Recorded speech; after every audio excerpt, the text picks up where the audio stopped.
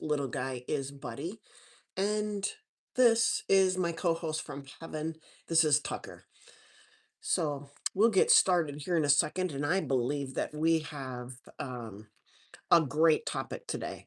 I'm going to discuss with you something that I have been studying myself. So, for many of you who know me, you know that I love to connect dots, and much of you appreciate that because your doctors or your people in your life have not really connected dots like you would like.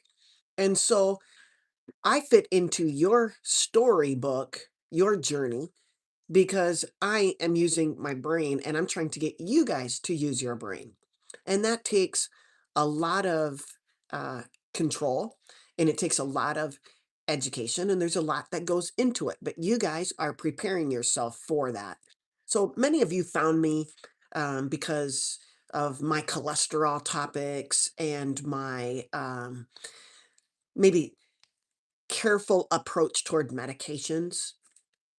But today, I want to actually pull back the curtain on something that I've just recently been connecting the dots. And Melanie, I'm glad that you are here and um, brought up something yesterday that is got me thinking. And no, you should not feel blameful about getting me thinking again because it just put a topic into my head that I wondered about. So, for those of you who know me, and Melanie, I know I've shared this with her before, is I rarely get sick.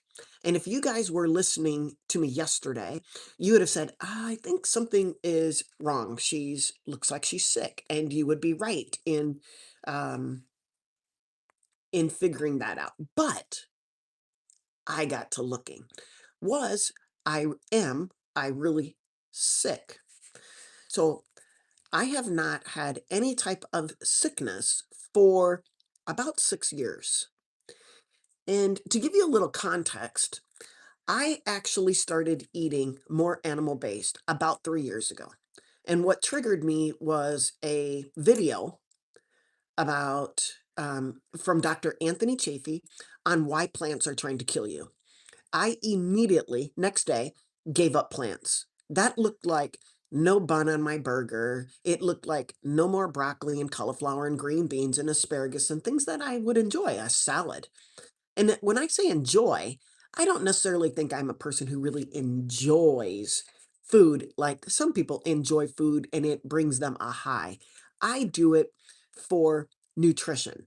And so I thought eating vegetables and plants, a salad, was healthy until I watched that. Hey, Deanna, until I watched that video by Dr. Anthony Chafee, Why Plants Are Trying to Kill You. So that gives you a little context about where I stand with my diet and where I stand with my immune system actually over the past 6 years. I have not been sick. Now, what changed over the past week or less that would have got me sick? And I know what you're thinking. You go to the grocery store, you go to the gym, you could have been exposed. You're right. But my sickness, if that's what you want to call it, was extreme. It wasn't just like if you haven't been sick, your immune system is probably pretty darn high, right? And you, when you do get sick, it's just a little minor thing, right? And this happened to me the last time I was sick. I tested a patient, they tested positive for COVID. Probably within a day, I started feeling a little under the weather. Not a lot. Like, I just go, "Oh, I think I might feel sick." Nothing that would have stopped me in my tracks. But this yesterday, the day before, and the day before that, so I would say today is day 5. Now that I'm talking about this, I'm starting to get that. Okay, what did I do 5 days ago, 6 days ago, maybe 7 at the most? Because I did not have any of these symptoms on my birthday, which was the 16th. I don't think I had any symptoms on the 17th. But what changed in the last 5 days? This is gonna blow your mind because it actually blew my mind because I couldn't figure out why I started getting significant sneezing, significant cough that would actually, ah, it was from my toes cough, where I had to actually, like, bend over and try to get the cough to cough whatever is out of me, okay? Why? Why the runny nose? Why the extreme sore throat? Why the cough? Why the drainage? It looked like a cold. It looked like the flu. I'm building up a story here because you guys are going to appreciate this. Okay. WT, I can understand where you're coming from. You know, you started taking vitamin D and you haven't been sick. I get it. I mean, I checked my vitamin D level, it was fine. So I take vitamin D here and there, but I'm outside. I think it was okay. Again, I've really never taken a supplement. I didn't take many supplements. So that couldn't explain it, WT, but good point. Hi, Warren. Okay, so what I did 5 days ago, 6 days ago, was I have been reading a lot. I know I want to just tell you, but I can't. I've been doing a lot of reading over the past few months on kind of carnivore diets and how it can seem so good for you. Don't hear me that I'm saying it's bad for you. But I didn't necessarily eat a carnivore diet. I mainly just eat muscle meat, so steak, ground beef. Occasionally, I would eat fish. Rarely would eat chicken and a lot of eggs. I'm talking a pound of meat and probably six, seven, eight. I was 10 eggs a day. Okay. And I didn't really eat much else. Okay. I did eat, I mean, I would eat some liver sausages every single day, but probably not enough. And so when I started going animal based, I felt amazing. Amazing. And then probably the last year, I started examining my body and wondering something is off. Something's off. And so my studies took me to my high animal meat, maybe muscle meat diet. And I go, oh my gosh, I'm probably getting too much methionine. Muscle meat is full of methionine. So I probably should check my homocysteine level. I know for a fact I'm not MTHFR. I've actually tested that in the past. But I never checked my homocysteine level for like, I bet it's been 6 years. Okay.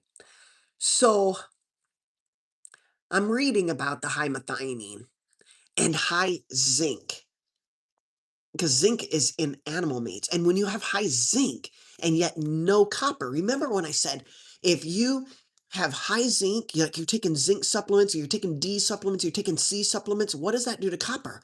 Lowers it. If you lower copper, you drive iron into your liver. So you can get iron trapped in your tissues. Even though I wasn't eating non-heme iron, I gave up plants, remember? But I was trapping even heme iron in my liver. Did I check my copper level? No, but I checked my symptoms. And you guys, if you look back at some of my videos, my reels, I was dressed to the hilt. And you guys asked me, do you have your heat on in your house? And I go, yeah, I got my heat on, but it's pretty low. I'm not going to. But I was wearing a stocking cap, a winter jacket, a hoodie, and 3 shirts. My body temperature was way off. Why? It started clicking. Copper.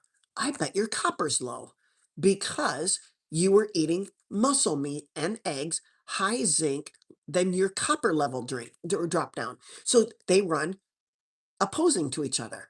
So I read about copper, started listening to Morley Robbins, and I go, crap. I bet I got a copper problem. I start taking copper, 2 milligrams. Holy cats, the heat started turning on. I hadn't sweat for years, okay? Probably 3 years. I started getting my body temperature back up. I'm going, oh, geez. Well, that was pretty dumb. Should I share that with everybody? Kinda. I did. I shared it with the clients that were hiring me for consultations. Okay. So I fixed so to speak, I fixed maybe my copper problem. Okay. And knowing that I needed copper, I started adding in things with copper. I said, okay, you can't just you tell everybody that you can't just eat muscle meats and eggs. You need to eat nose to tail. So after more research and the methionine problem, I said to myself, uh-oh, for methionine to neutralize, I need a bunch of glycine.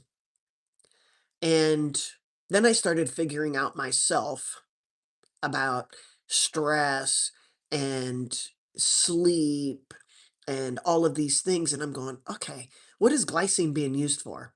Okay, it's used for high stress situations. It's for your immune system. It's for um, inflammation. And I said, when I started doing this animal based diet, all my inflammation seemed to disappear. Okay. It started to disappear. My joint aches and pains got better, and I go, "Oh god, it was from all the plant foods." Could be, right? But then recently they started coming back. All right, here's where I'm starting to connect the dots. High methionine based diet. Not that it's a bad thing. It's just that I started figuring out that any diet could be low in any nutrient. I went from a standard American diet to an animal based diet, felt amazing. If I would have done a vegan diet, I would have felt amazing. Going from a standard American diet to anything better is better. So, why the change? I think glycine. Glycine. Our body makes about 2 to 3. I talked about this yesterday, 2 to 3 grams because our body is supposedly glycine is a non-essential amino acid, meaning our body can make it. However, I think it's conditionally essential, meaning sometimes we need a little more. In fact, most of us do. We need more. How much more? Maybe 12 grams. That's very high compared to the 3 that our body can make. So, how does this connect with my sickness? I'm glad you asked. So after all of this study, I thought it cool idea to give myself the boost of glycine I needed. Sounds appropriate, right? Because my stress, my diet, my life probably was low in glycine. I go, well, what's taking glycine going to hurt? So I got a simple glycine supplement. I got some magnesium glycinate. I got some Paleo Valley bone broth collagen glycine supplement, right? I got the Paleo Valley, the no flavor. And I started, well, let's just say I didn't. I'm not really big on bone broth. I was drinking a little bit, but you would need 32 ounces or so to get about 3 grams. Okay. So not nearly enough. So I thought that's a waste of money. I'm not going to drink all of this bone broth. And plus, I don't want to boil any bones. I just don't like the smell. So I was not eating nose to tail at all. I mean, my dogs were eating nose to tail before I was. Okay. So in 5 days, I, okay, here's another thing. What is glycine needed for? I'm glad you asked. Glutathione.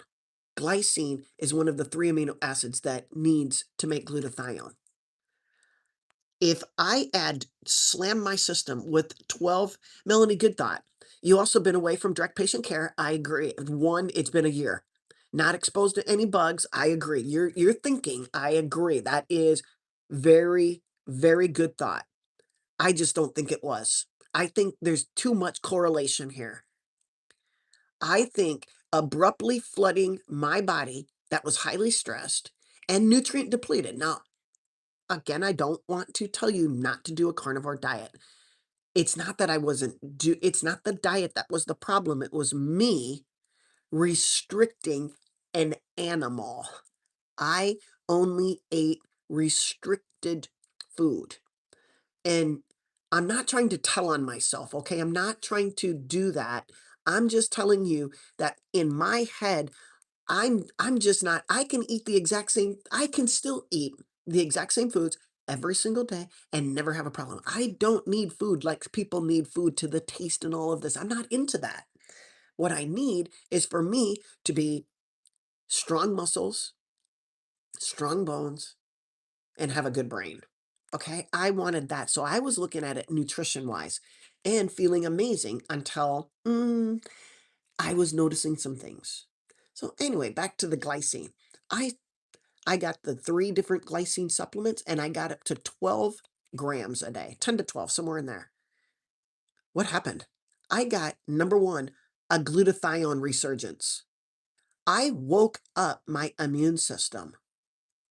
Remember, the heavy muscle meat, low in glycine. Glycine is the rate limiting step for glutathione production, which is our master antioxidant. So my baseline immune system, even though I wasn't sick ever, it was running kind of low level. It was just kind of trickling in. Never got sick, never had anything. When I suddenly dumped in 10 grams of glycine, my body, my liver, my immune cells instantly used it to make intracellular glutathione. The sudden increase in glutathione was like a wake up call for my white blood cells, especially my neutrophils and my T cells, which were already running low, even though I wasn't sick, due to copper deficiency. Remember, I was eating a lot of muscle meats with a lot of zinc. Copper was low. Too much red meat. Okay, got it.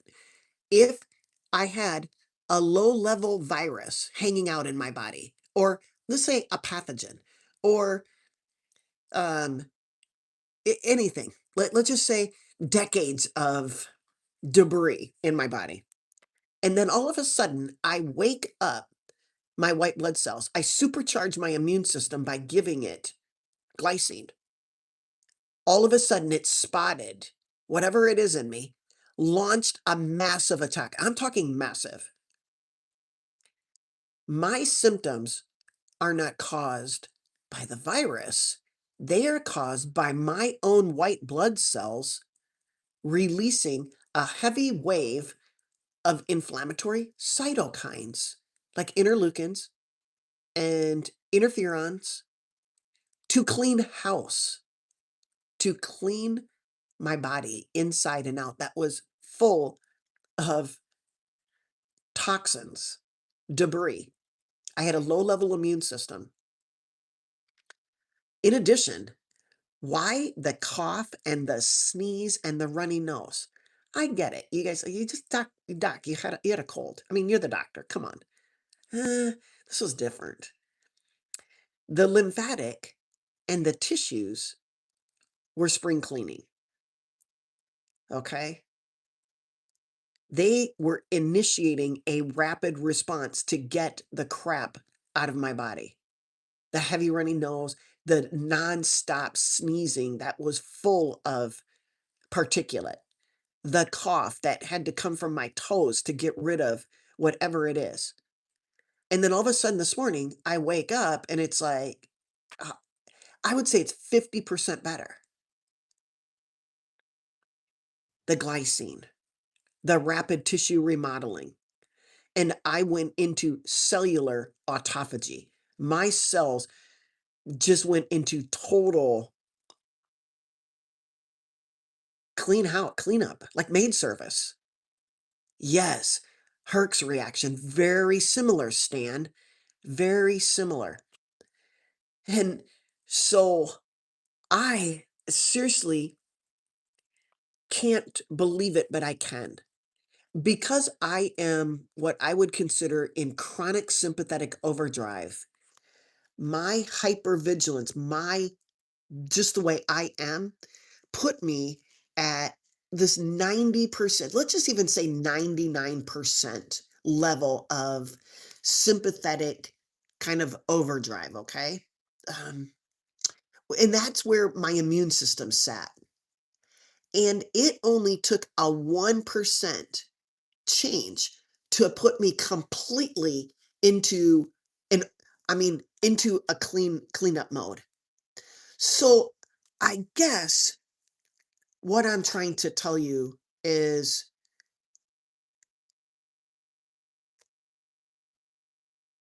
what am I trying to tell you? One, I wanted to explain why all of a sudden I come down with this, what I thought was a cold. And if it wasn't really for Melanie saying, gosh, you told me you haven't been sick for like 6 years, why all of a sudden? I don't know that I would have put the two things together. All right. And I don't think that I had an active virus, but you can have suppressed pathogens in you, that your low level immune system, because if they were active, you would have shown signs. I was not until I supercharged my immune system, supercharged it. It went into hyper mode cleanup. Therefore, the symptoms. So it obviously took 5 or 6 days to do that.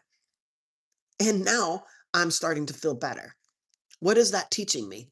Um, I'm a type of person that probably needs more glycine, right? I'm going to be the one that needs the 12 grams a day because of my lifestyle, because of my personality, because of my diet, because of my exercise routine, because of my sleep routine, because of whatever it is. 12 grams. And that's going to look like lower inflammation, better sleep, less getting ill, which I wasn't ill. But you see, yeah, right. Henry says the moral of the story, glycine is your friend. And you guys, if you have not listened to Dr. Brind, Brind, you really need to start to listen to him. If you haven't listened to Morley Robbins about copper, you really need to dig deep into this. And I'm telling you, it is eye-opening. And that's why I say that we are always on a journey of listening. And you guys have been taught, unfortunately, I was a part of this. We have been taught that we need to treat a number on a piece of paper, a lab.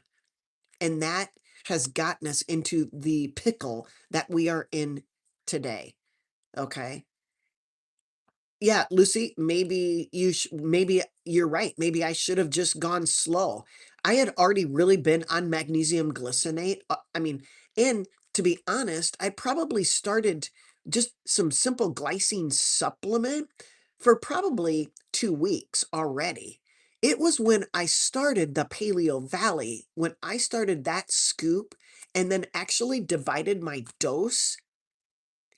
That is when I believe it put me over the edge. So maybe two that I made, two that I got from the magnesium glycinate, and the two that I got when I did take the magnesium or the glycine powder. Maybe it just didn't completely give me what I needed. Okay.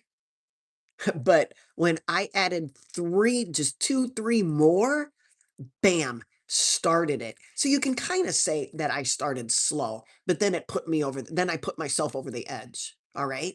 A good thing. I needed to realize that I have a messed up system, just like a lot of you. And this could explain a lot of things with you guys.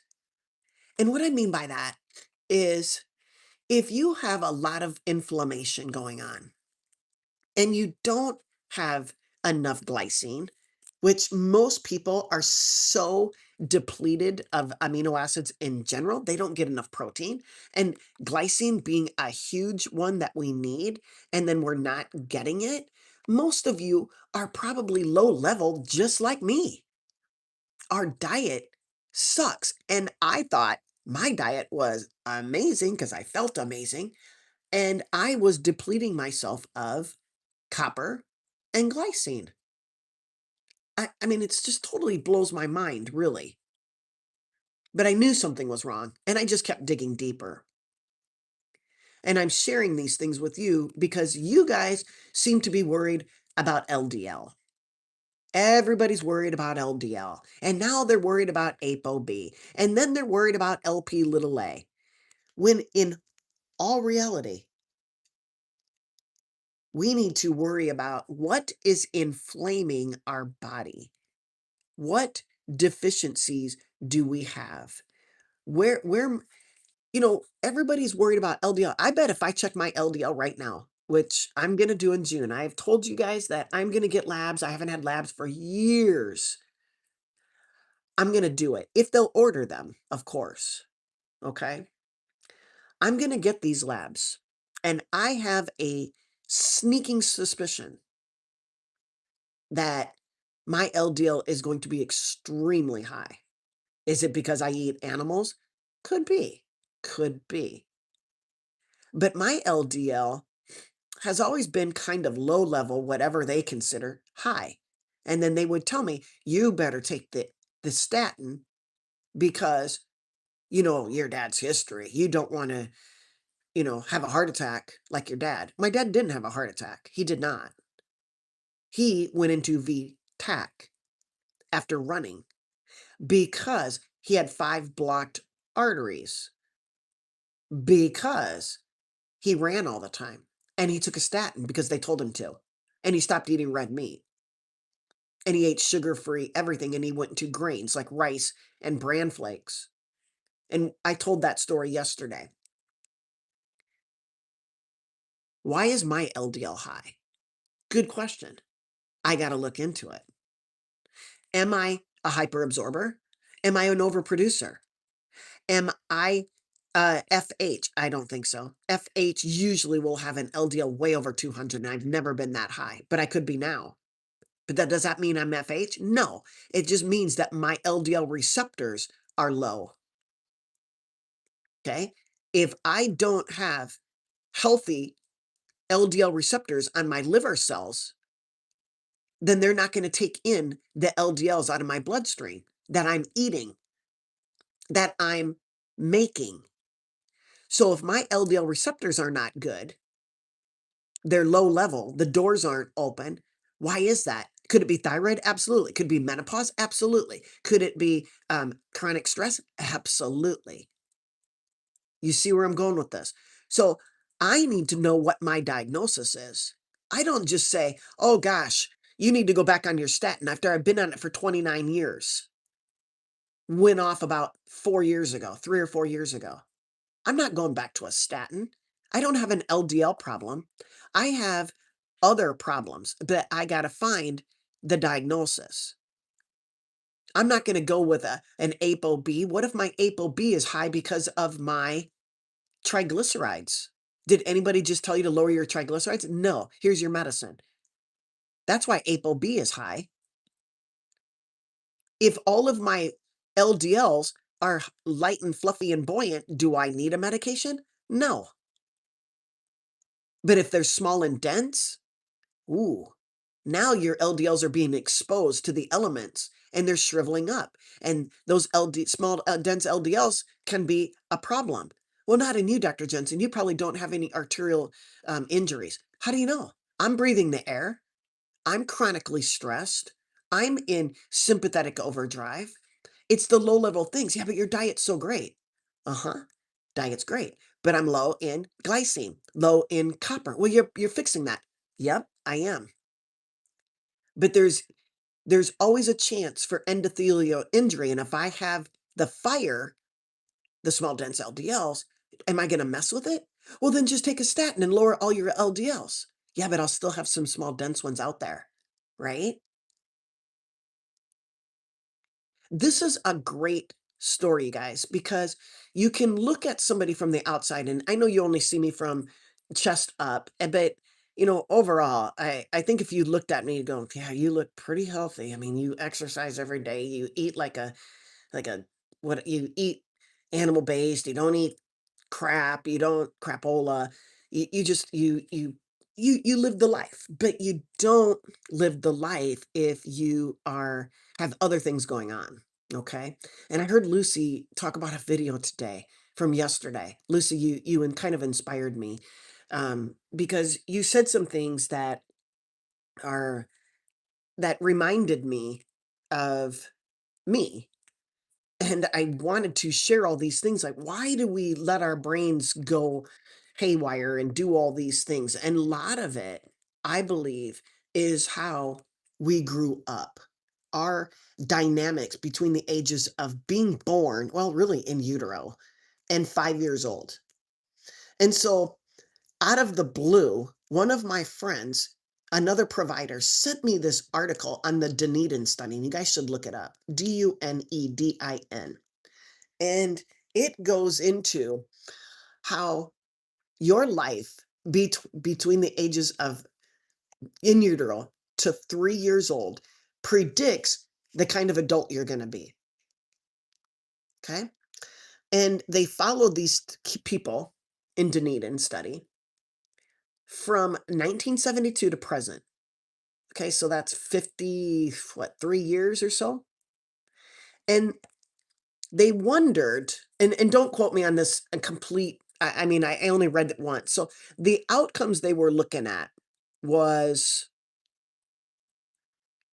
your productive ability. So how do you, okay, here, how about this? It was not related to wealth and it was not related to IQ. It was, the outcomes were, are you a criminal? Are you overweight, obese with illness? Are you, have a productive life? Do you have a family? All of these things went into this Dunedin study. Okay. And they found out that it was related to your ability to have self control. Self control would predict everything, your life after age 3. If you had self control, you were less likely to be overweight, obese with chronic illnesses. You were more likely to have a good job, make money, have high IQ. Not that those were the outcomes, but it was just a correlation or a prediction. The people who ended up being criminals had absolutely no self control, right? So you can see that how you're raised predicts your future. And everybody seems to think that every illness we have is genetic. But I want to explain to you that children learn what they live. And so they could see that, oh, Dr. Jensen, I could see where you fill in, or you fit perfectly into the Dunedin study. I mean, you are successful, you appear to have self-control, you are not overweight, obese, you're healthy, you have no chronic illnesses, you have become a doctor, you have in all respects become a successful citizen of society. You don't steal, you don't drink, you don't smoke, you don't do any of these things, right? But what if you, before the age of 3, learned to be hyper controlling, hyper vigilant? Now you become chronic stress, chronic need for copper and glycine. And as you get older and things start aging, the deficiencies become even more pronounced. I don't know, you guys. What are your thoughts? This is just, to me, all of this is kind of crazy, but yet not crazy because I truly believe knowing our biology and our physiology is so much more important than knowing what is your LDL and here's your statin. You guys have been shortchanged for so many years. I know I keep bringing it back to cholesterol, but why is your cholesterol high? You've been told that the number one cause of death is a heart attack. That's why you're hypervigilant about your LDL, because starting in what, 1970 or so, Ansel Keys or whenever he started doing his studies in the 40s or 50s or 60s, and then by the the McGovern report in 1980, you have been bred, cultured to know that or to think that LDL is the problem or cholesterol is the problem. First, you're not going to eat any saturated fat, and then you're going to become a vegan, and you're going to take the medications. And anytime that they find that there's something wrong with you, here's your medication. Here's your medication. Not you guys. You're starting to figure it out. Your eyes are opening and saying, "Hey, there's nothing really wrong. Yeah, I could be eating differently, but it doesn't require a medicine all the time, right?" Mark says naturopathy is the best, but it's not so much that word. The apathy, apathy means to study, to study nature, to study normal physiology and biology. But some people will use that blank and still push supplements, still push medications, still push a lot of stuff. And we have to be very careful that, and I'm not trying to push you to take glycine and copper. Okay, that wasn't the point of my story. The point of my story is I'm still on this journey of educating. And sometimes the study looks like an N of one, me. And so I study me. And I study physiology and biology by listening to people like Dr. Brind or people like Morley Robbins or or people who don't even have PhDs like Richard Smith or um is it Richard? Yeah, Richard Smith and Coach Thomas. I can't even remember his last name, but it's people that I always call them the garbage collectors, and it's not like they actually are garbage collectors. It's people that have gone the extra mile to try to educate themselves and to learn that there is more than just a number that we need to treat on a piece of paper. And then the ranges that they give to keep us in between those, who made them up? Who made it up that at first it was okay to have an LDL of 180? Then it become 140, then 130, then 100, then 70. Then who makes that up? Because even if we get down to 50, people are still having heart attacks. Everybody's on a statin. Everybody's on a PCSK9 inhibitor. Everybody's on a cholesterol medicine. Yet we're still having heart attacks. I mean, it really doesn't take a rocket scientist to figure out that those aren't that LDL might not be the cause. Okay? Henry says, I'm not that worried about my LDL, but my GP and my cardiologist are. I do focus on my VLDL, my small dense LDLs, my triglyceride, and my HDL. That's great. That is perfect. I'm not sure, JR. I think you probably want to just keep looking. Um, let's see if I missed any questions in here.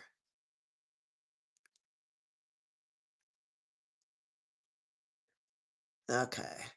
You guys put a Q in front of your questions because I seriously can't see them. What if you end up with too much copper in relation to zinc?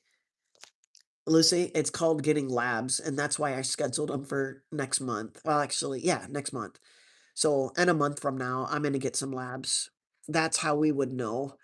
Um, I don't know the side effects right off the tip of my tongue, the side effects of low zinc, but I know that that ratio is probably harder to get over.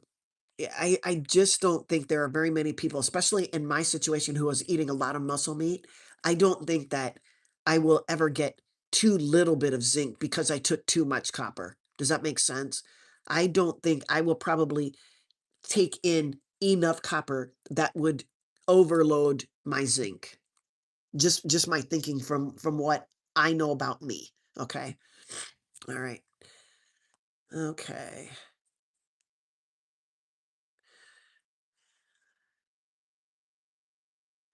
Yeah, JR, that's I mean, the air, the atmosphere, our environment is changed from before, so you're exactly right. The very fact that we breathe in chemicals in the air can cause injury to our lining of our arteries, okay?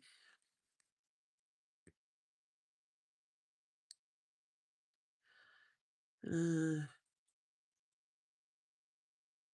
yeah, I mean, Stephanie, the doctors do want to continue to put us on medication, but that's why it's paramount that you guys have informed consent. And you can't have informed consent unless you have enough information to make a good decision. Informed consent. You need to gather more and more information. I don't know it all. That's why I continue. It'll be a lifelong journey. And I'm glad you guys are on this journey with me. We're learning from each other. Okay. I've learned so much from you guys, from my clients. You guys are so smart. And you don't give yourself enough credit. And don't give up with, yesterday, I can't remember who it is. He said, you know what? I'm just going to F everything. We got to breathe the air and we got to drink the water and we got to do this. You know what? Don't give up on yourself. Okay. Um, like even the sun is bad for us. Like too much of it can cause skin cancer. JR, I would disagree with you. I'm sorry. Do you think God made a ball in the sky that would give us cancer? I don't think that he made a mistake by putting the ball of sun in our body, in our sky. I think what happens is the sun mixes with the crapola in our body and then can cause skin cancer. And then when we get to cancer, I mean, what is the cancer really?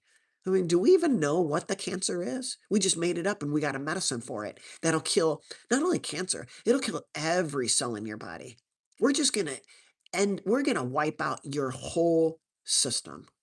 And we're going to call it a cure. How ridiculous is that? Have you ever seen anyone cured from putting toxins in your body? I don't know. I guess I've never seen anybody survive cancer. You might say that you're in remission. You're in remission. Are you cured? No. Until the thing you poke the sleeping bear and it becomes alive again. Is it the sun, JR? I'm not so sure.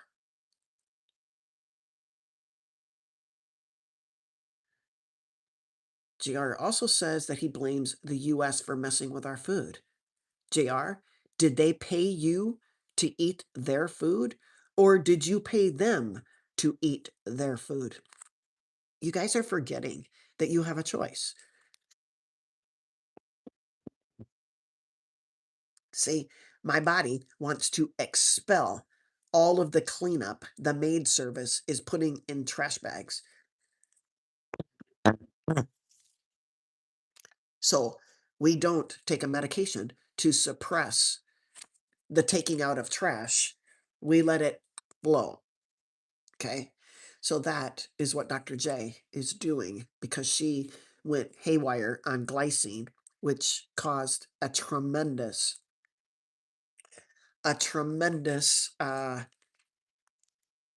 rapid tissue remodeling and cellular autophagy. I love those words. I'm going to remodel my cells and I'm going to have extreme autophagy, maid service, come into my body and clean me out just because I was low in glycine and copper. Probably among other things, right? Right. Okay. Uh, is talking about coherent water. This actually came up uh, in a consultation this past week about coherent water, and I promised myself I would look into it. So, yeah, thanks, Ian. I will look further into coherent water. Um,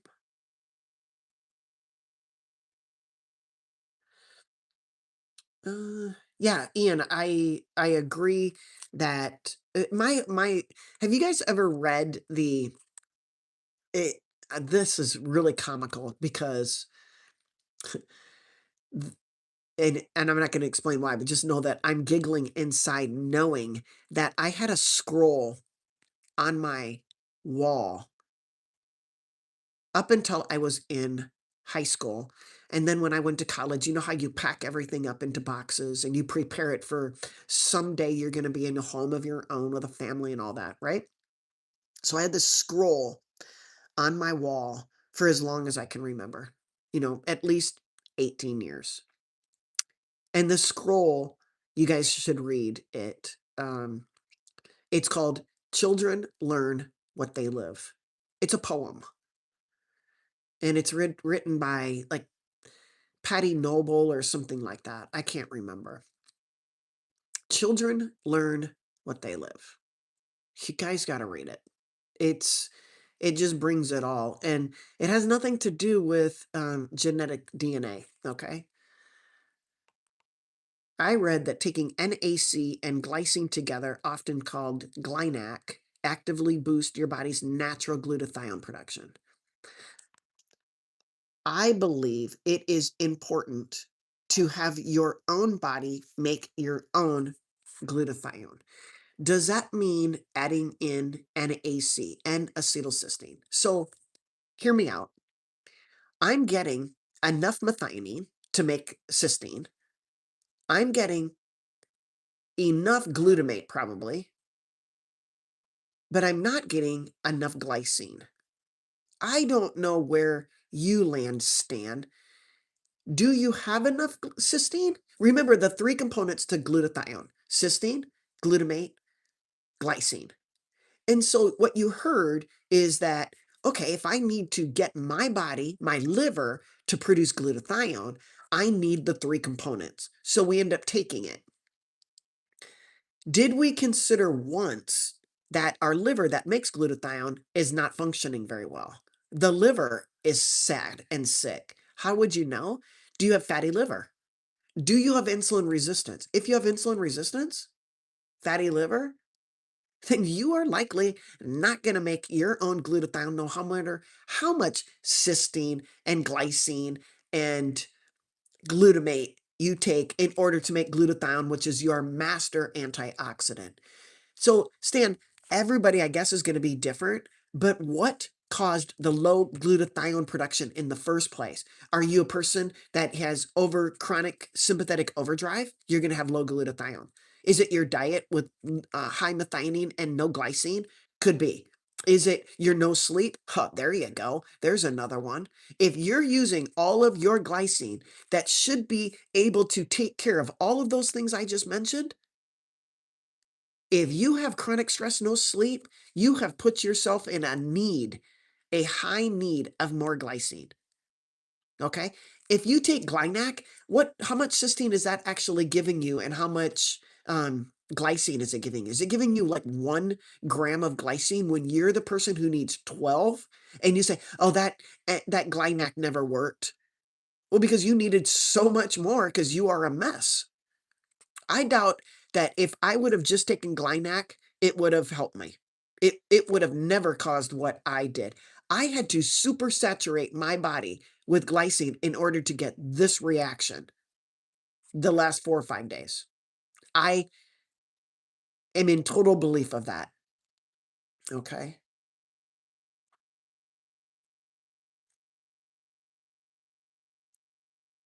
Good morning, Retail My Ride.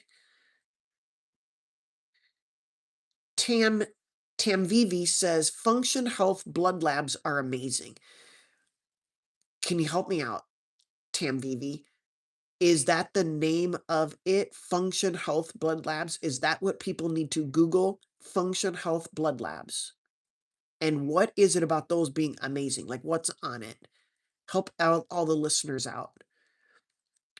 My doctor tries to put me on a statin every time. Hey, you guys, hit the thumbs up over there on YouTube, could you? If you're listening right now, just hit the thumbs up. I'd appreciate it. TJ says, my doc tries to put me on a statin every time when I have normal cholesterol and LDL. What is normal cholesterol and LDL? Tell me what normal cholesterol and LDL definition is to TJ. I have to be more educated and tell her that I started to do nothing for cholesterol. Yes, you do need to educate yourself, but not because you just need to fire back at her because you're just going to piss her off. You know, I want to say that not everybody is like me, but not everybody's like me. I had patients like you, TJ, that you totally want to fire off to her and teach her something. Not every doctor has the ability to be humble and have humility. I'll tell you what, if it wasn't for about five, less than 10 of my patients nagging at me and actually telling me that I am wrong, they actually said that. Dr. Jensen, you're wrong. Here's why. And they gave me a book or study or whatever. Now, I could have been like her and said, you know what, TJ, you're out. You don't want to listen to me? Get out. I can't, we don't see eye to eye. Find another doctor. Oh no, I sucked it up and I listened to these people and I read their books. And then I go, holy cats, I, I think I'm wrong.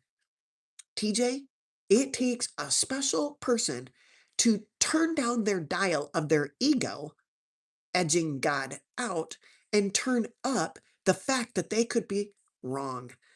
It's a big pill to swallow, TJ. So, yes, you need to keep educating yourself because I'm guessing that doctor has a condition of ignorosis. Osis means a condition of, and then ignor is ignorance. Ignorosis, a condition of ignorosis. I even made t-shirts that say the definition of ignorosis on them. The most important part is not proving her wrong.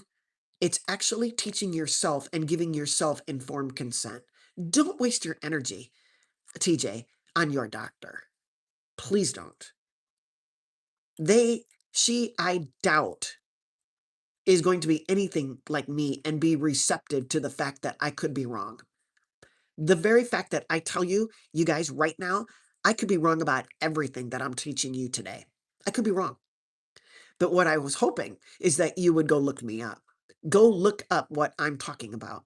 Stan's going to go look up um, a person who's got low glycine, then all of a sudden takes 12 grams and gets within 5 days of taking, starting it in 5 days, gets in an extreme immune reaction, looking like a cold, but really is expelling crapola in her body. Stan could look that up and go, dang, Dr. J was telling us the right stuff. At least that's what we think. Okay. WT says the only science I'm interested is N of one. I'm guessing he means himself. In other words, what the numbers mean for me, not the population. I agree. Taylor says glutathione injections and NAD plus help. Okay. If you want to inject yourself with glutathione and not allow your body, have you ever thought, Taylor made, that your body has a problem? Why would you need to take glutathione? I mean, why is your body low? Why would you take glutathione when you could fix your own glutathione production? And you say, well, Dr. Jensen, you could do the same thing. I could. If I could nibble on bones and eat some cartilage, I would be just fine. Have I done that? Obviously not. Eat head to tail, nose to tail on the animal, and I would have been fine probably, right? But instead, I'm not fine, at least I think. And I, by trial and elimination, find out that it's a copper, which, because I was eating muscle meat, high in zinc. High zinc, low copper, bing, bing. High methionine, muscle meat, low glycine, big, bing, bing. Do I just go sit in a lab and have them inject me with a bunch of glutathione? No. I'm going to fix things. I'm going to eat more cartilage.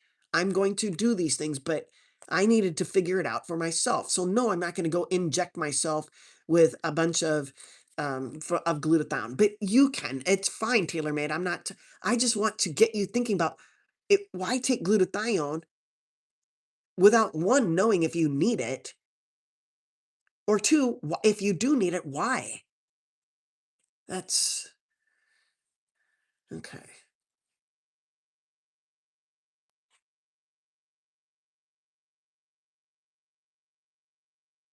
Um, Stephanie says, I had a triple bypass. Okay, I was in a constant fight or flight from young to mid age, but my family does heart disease and 5 have passed. But I've always eaten fish, veggies, low fat. Why the medications? Stephanie, you've had triple bypass. So that means that you had injury in your arterial lining for decades. And you had, thank you, Penny. That was very kind of you to send me some sun in a sticker. I appreciate that. That makes me smile. Stephanie, somewhere along the line, maybe because of your chronic stress and the way you were brought up, fight or flight, your constant hypervigilance over time led to blood clot formation. So you had an injury, a scab had to form, and then the scalp calcified. And over time, that calcification over the scab, chronic sympathetic overdrive, caused capping until you get blockage of blood flow over 70%, needing a triple bypass, 3 of your arteries. So is that family history? No. Is it family life conditioning? Possibly.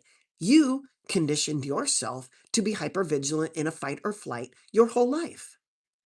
And you developed injury after injury after injury after injury until it calcified and finally closed up your blood flow. It is maybe not because you ate fish and veggies and low fat, because I would say, at this point, why are you eating low fat when your brain needs fat in order to like have cognition? So over time, being low fat is not in your best interest. You don't have any from fish and veggies. Where's your heme iron? So you're causing more depletion. That isn't going to fix or prevent you or anyone from having a triple bypass. Your arteries got injured. And there's a lot of you listening out there who have injured arteries. How do I know? Because you tell me your calcium score over 0. And that tells me that you have a history of injury. We can either reverse the injury. I know diet is probably number 1 on my list, but it sounds like chronic stress and fight or flight, hypervigilant is another one. And somehow we need to turn down the control button, or all of us are going to have a heart attack or a stroke, and it's all going to be blamed on your LDL. Okay? Right. Could you explain one more time with the cow having multiple stomachs versus chicken and advantages of that? Says S. Stain Keto. Ruminant animals, they ruminate. Go lay down. They have multi-chambered stomachs. Cow, bison, buffalo, sheep, lamb, deer, ruminant animals. When they eat, even if they eat grain, they have an ability to make those fatty acids into amino acids for us to consume. They have the ability to ruminate and change what they eat. Yes, I think a grass-fed animal is going to have more nutrients, more omega-3, more of everything than a grain-fed animal. But I would not limit grain-fed animals if I can't afford or can't have access to a grass-fed animal. Okay? A chicken or fish, or not fish, but a turkey, a pig are monochambered animals like us. They have one chamber. We have a one big balloon.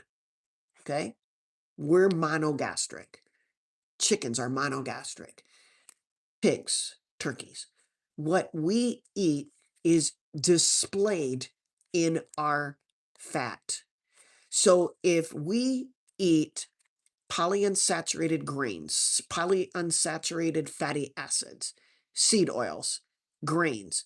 We insert those PUFAs into our cell membranes, our fat cell membranes, our red blood cell membranes. Every cell needs fat in the membrane. If we eat saturated fat, then we have no double bonds in our cell membranes. We want a cell membrane that can't get attacked. If we eat seed oils, grains, plants, we insert polyunsaturated fatty acids into our membranes. Maybe it's every other door, but those areas of PUFAs are double bonds, and oxidation occurs at double bonds. That's where we get oxidation, rusting. That's where we get damaged cells. The PUFAs can stay in our membranes for years, 5 years even. A monogastric animal like a chicken, when it eats crap, it gets incorporated into its fat. So if you're going to eat a I mean grain-fed chicken, do not eat their fat, okay? It is full of whatever they ate. PUFAs, grain, corn, crapola, okay? They're just like us. And they get big and fat, just like the cow gets big and fat. You eat grain. You want to be a cow? Eat grain. They eat grain. They get fat. Okay. That's why I said it's healthier eating a multi-chambered, a ruminant animal versus a monogastric animal. Does that make sense? Staying keto. Hopefully you get that. Christian asks, comment on LPA. So LP little a. All right. Everybody, Christian, I'm thinking that's what you mean, LPA. Everybody has LP little a. Everybody has it. It is a tool in our body that helps clot blood. There are some people who have too much or more, they have more LP little a than other people. Some people have 10, some people have 80, 100. LP little a, from my perspective, not from a lot of other people's perspective, LP little a is not hurtful unless you have an injury to the lining of your artery. If you have an injury to the lining of your artery, you need to heal it or you will die. You will bleed to death. So in comes clotting mechanism to make a scab. LP little a, platelets, white blood cells, red blood cells, everything comes to the rescue of your injury. If you have a lot of LP little a, it's racing to the injury to put a Band-Aid on it, to wound, to fix the wound. It provides phospholipids for your cell membranes to heal them. LP little a, despite its bad rap, is actually good for you. It's when you have had other injuries, that's when LP little a becomes a factor in blood clot formation, and then a lid or a calcification gets put um, on the clot, caps it over, calcifies it. So if you know, Christian, that you are a sick person, you have high inflammatory markers, you have insulin resistance, you got diabetes, you got obesity, you got COPD, whatever it is, whatever chronic illness you have, you're inflamed. And now if your LP little a is high, you are at risk of having a blood clot formation. If you have fatty liver disease, you have another risk factor because visceral fat releases PAI1, plasminogen activator inhibitor 1, increases your risk of blood clots. If you have high hemoglobin hematocrit, increase your risk of blood clots. If you take testosterone hormone replacement therapy, more blood clots. If you have factor 8, factor 5 prothrombin mutation, more blood clots. Is that Christian? Question. Did I mention anywhere about LDL in that scenario I just gave you? No. I mentioned thrombogenic hypothesis to coronary artery disease. Blood clots. Does LDL play a role? Absolutely. Why? Because if you have a lot of small, dense LDLs, they are sticky, nasty dudes that arise from stress and carbohydrates. So if that's another sticky particle that runs to your chronic injury, your injury in the lining. So now you can add small dense LDLs to the whole compounded picture. So now you got LP little a, you got these small dense LDLs, you got high platelets, you got some red blood cells, some white blood cells, you got some clotting factors like factor 8, factor 5, prothrombin, you never checked. How do you know? Those are the things. That's LP little a in a nutshell. TJ says, what do you think about biotin supplements and is that reversing type 2? Be cautious when you take biotin and then go get your labs done. Please go off of biotin prior, at least a week prior to getting your labs checked.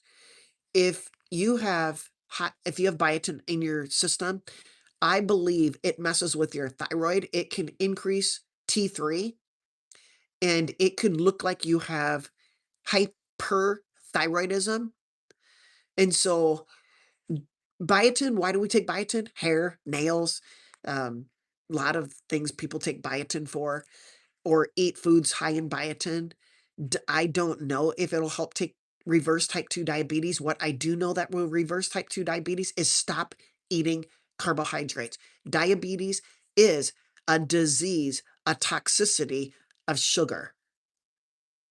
Plain and simple. Why take biotin and not fix your diet? It's not in my playbook.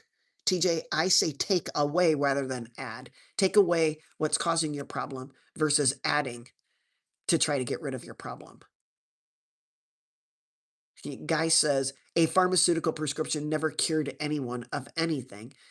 Yeah, and it actually caused more problems. I call that whack-a-mole medicine, guy. Guy is Lazaru.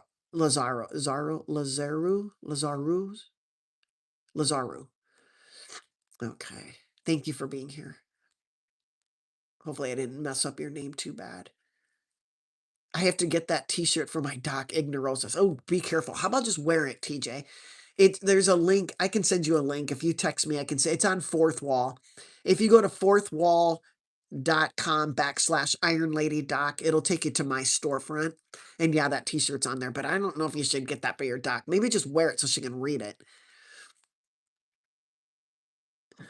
My patients were probably saying the same thing. I'm going to get Dr. J that Ignorosis t-shirt, or I'm going to wear it because I think she's got Ignorosis. I did. It would have been fitting. What about situations where diet, physical activity, etc. are extremely good, but it's hereditary?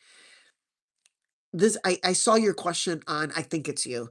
Can you give me, I'm not being facetious here. Can you give me the definition of when you say diet and physical activity are extremely good? What is, in your definition, extremely good? And what is your definition of hereditary? Did someone tell you they looked at your gene profile and you have some sort of hereditary something or other? I need to know that, Stall, before I can answer your question, okay? Sting Keto says you're wonderful. Well, not a lot of people would say that, and I'm not being facetious. Christian says you're well. Okay, thank you. You're very welcome, Christian. Thanks for being here. Okay. Let's see. Oh, Lucy says, Stan, I do take Glynac as well, but six capsules is only 300 milligrams. We need 12 grams. That's 12,000 milligrams of glycine. Okay. That is a lot. Okay. So taking your little glycinate, you'd need to take 100 of those capsules to get the dose I'm getting. So yeah, Jack says, I'm carnivore. Is there a link between vertically ridged fingernails and a nutrient deficiency? I'd have to look that up. I'd have to look it up. I don't know, Jack. I have vertical ridges on my fingernails. Is that glycine? Maybe. Is it copper? Maybe. I'd have to look it up. I've never gotten that question. I've never looked that up. So if you find the answer, please let us know. Okay. JR says, exactly. We had herbs and mushrooms as natural medicine. But, JR, you had it as a natural medicine. So when you got need for a medicine, you did mushrooms and herbs. True. Did you continuously eat mushrooms and herbs as a medicine? Because if you're using them like a natural antibiotic, we're not sick all the time. That's why doctors only give antibiotics for a short period of time, 7 to 10 days. Don't stop. Take it for 7 to 10 days. And then when it's gone and you should be good. Do you take a natural herb and a mushroom that is fixing your whatever body that you need your illness? Do you take it forever? No. You take it for the short period of time. That's why the natural herbs worked as a medicine. You don't take it every day to prevent something. You wouldn't take an antibiotic every day to prevent something. It'd make you worse. Okay. Lipstick says lipoproteins are at 450. Which lipoprotein is at 450? You have an LDL lipoprotein, a low density lipoprotein. You have a high density lipoprotein. You have a very low density lipoprotein. You have an intermediate density lipoprotein. Which lipoprotein is at 450? All right. Henry says the irony is that melanoma often occurs in areas that are not exposed to the sun.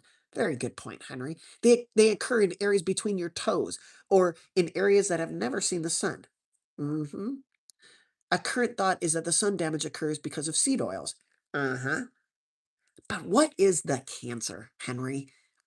You ever thought it could be some pathogen? Could it be a virus that's laid dormant in your body and you take a whole bunch of glycine and expel it out of your body? What if? What if it was a bacteria? What if it was a fungus? What if it was a parasite? How do we know? Has anybody ever seen a cancer? Have you ever seen a virus under a microscope? How do you know that it's got spike proteins? How do you know? Who who looked at it? Who was the first person to take a picture and show you the picture? Who was it? I just wonder. How did the how did the pharmaceutical companies all of a sudden get a certain medication that only treated lung cancer, that only treated skin cancer, colon cancer? Oh, that one, boy, that we ran out of things we can't do anymore. We just ran out of all of our options. I guess goodbye. Go pack your bags and get ready for Jesus. Seriously? What if we're doing it? What if we're feeding rent-free pathogens in our body?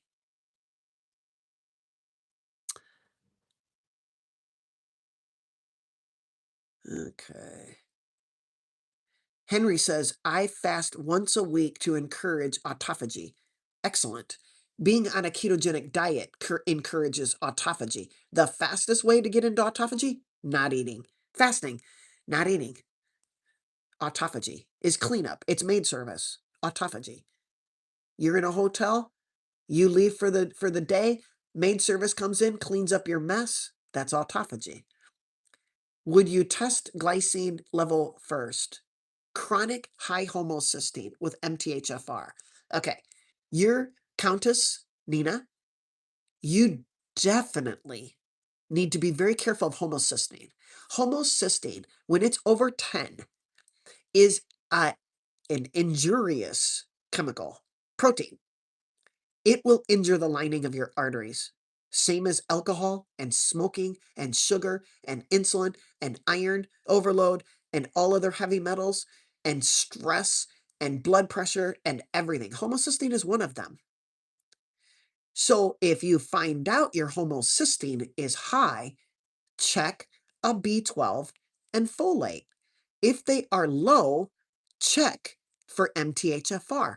49% of the population has a real gene defect, and they don't have the ability to convert folic acid, folic acid to folate. So these people need to take methylated folate. Now, if you don't have MTHFR, you find out your homocysteine is elevated, think about your diet. Oh, I'm carnivore. Oh, well, that's high methionine. No wonder your homocysteine level is high. Well, then how do I get my my methionine down? Oh, well, you're deficient on glycine. So, no, I probably would test my homocysteine first. Then I would check B12 and folate. I might check MTHFR. I happen to already know my status. So I didn't have to really look into that any further.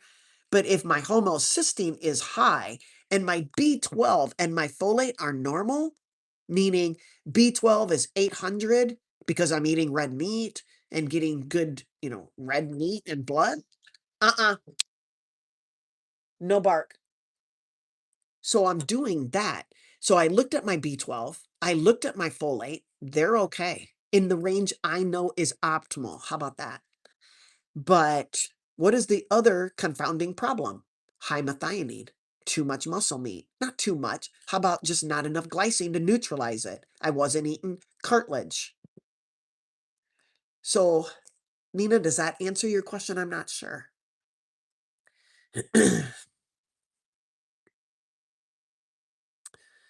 Let's see.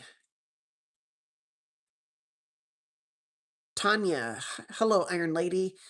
Docs, nice to see you again. I gave you a like, gonna give some hearts. Thank you, Tanya. I appreciate that. Dean says, you make too much sense, my friend. See you at the store. Okay.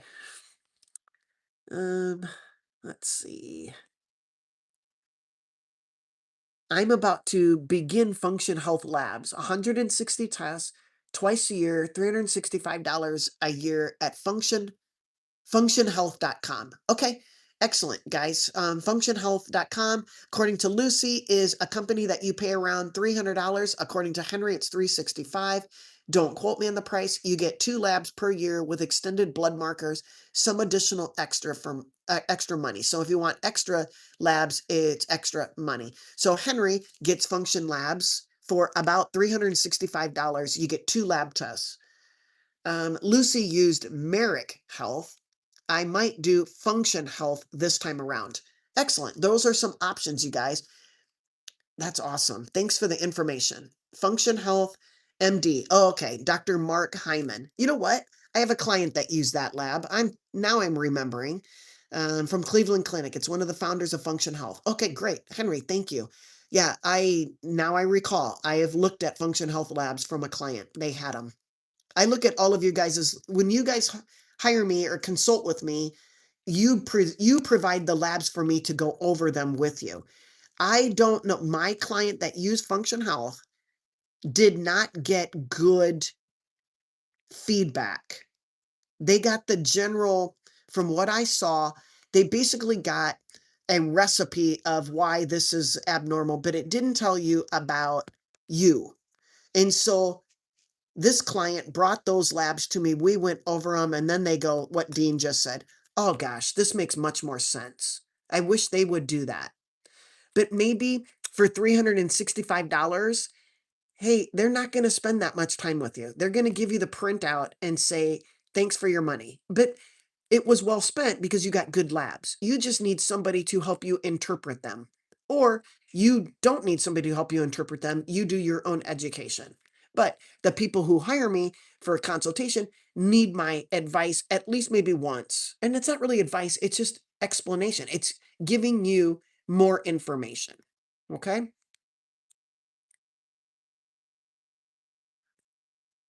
JR says, I wouldn't go to a doctor only if I broke a bone or a sickness. I don't need someone critiquing my health style.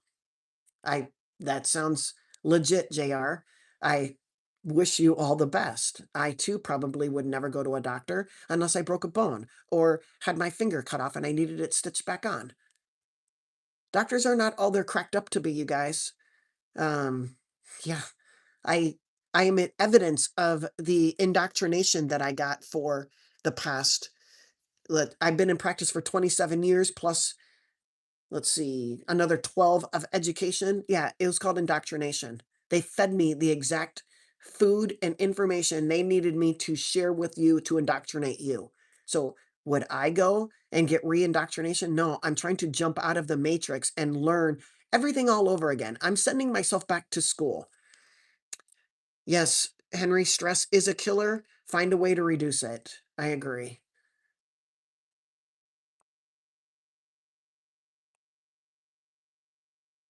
Taylor says, inject the cows with the glutathione. It's a thing in Japan. I think it's called Wagyu. Well, I don't know about that. Wagyu beef is high fatty beef. It's from a special cow. I don't know how they get those cows. So that would be a subject I would need to look up, Taylor. I didn't know there was such a thing as injecting glutathione into a cow. All right. Vosman says, what is the best source of glycine? Bone broth, cartilage, things from a cow, eating oxtail, or yeah, oxtail, eating the tail, eating everything, head to tail, is what's going to provide enough glycine. Obviously, Dr. J does not do that. The Iron Lady Doc does not do that. Did she get low on glycine? I'm pretty sure. Did she get low on copper? I'm pretty sure. So I added glycine powder. I added magnesium glycinate. I added Paleo Valley. I do not work for them by any means. I do not work for anybody. I started Paleo Valley, bone broth, cartilage, whatever protein powder. I am taking that. What do I give my dogs that powder? No. Do I give them beef trachea? Yes. Do I give them duck feet? Yes. Do I give them gullet? Yes. They're getting glycine. Does Dr. J get glycine? No, not unless I eat their little bones, which I can't do, although they seem to love them. Maybe I can just eat those cartilages. That might be cheaper. So Bozeman, that is probably what I would do for the sources. If you like to make your own bone broth and you drink it every single day, awesome. Stephanie says, wow, makes sense. Thank you. In 2016, the doctors put me on statins and blood thinners. Now I have the start of osteoporosis.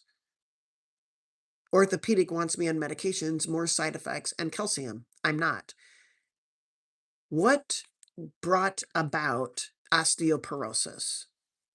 Is it because your statins decreased vitamin D production and vitamin K production?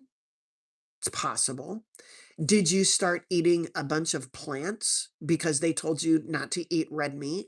So you went vegetarian or vegan, and then you started eating oxalates and phytates, which blocked the absorption of calcium.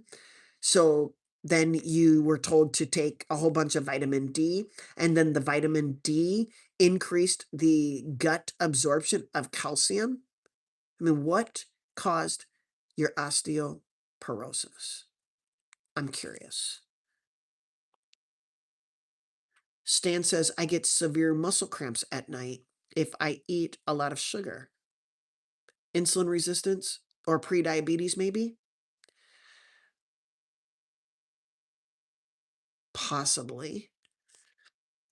Are you sure it's just sugar?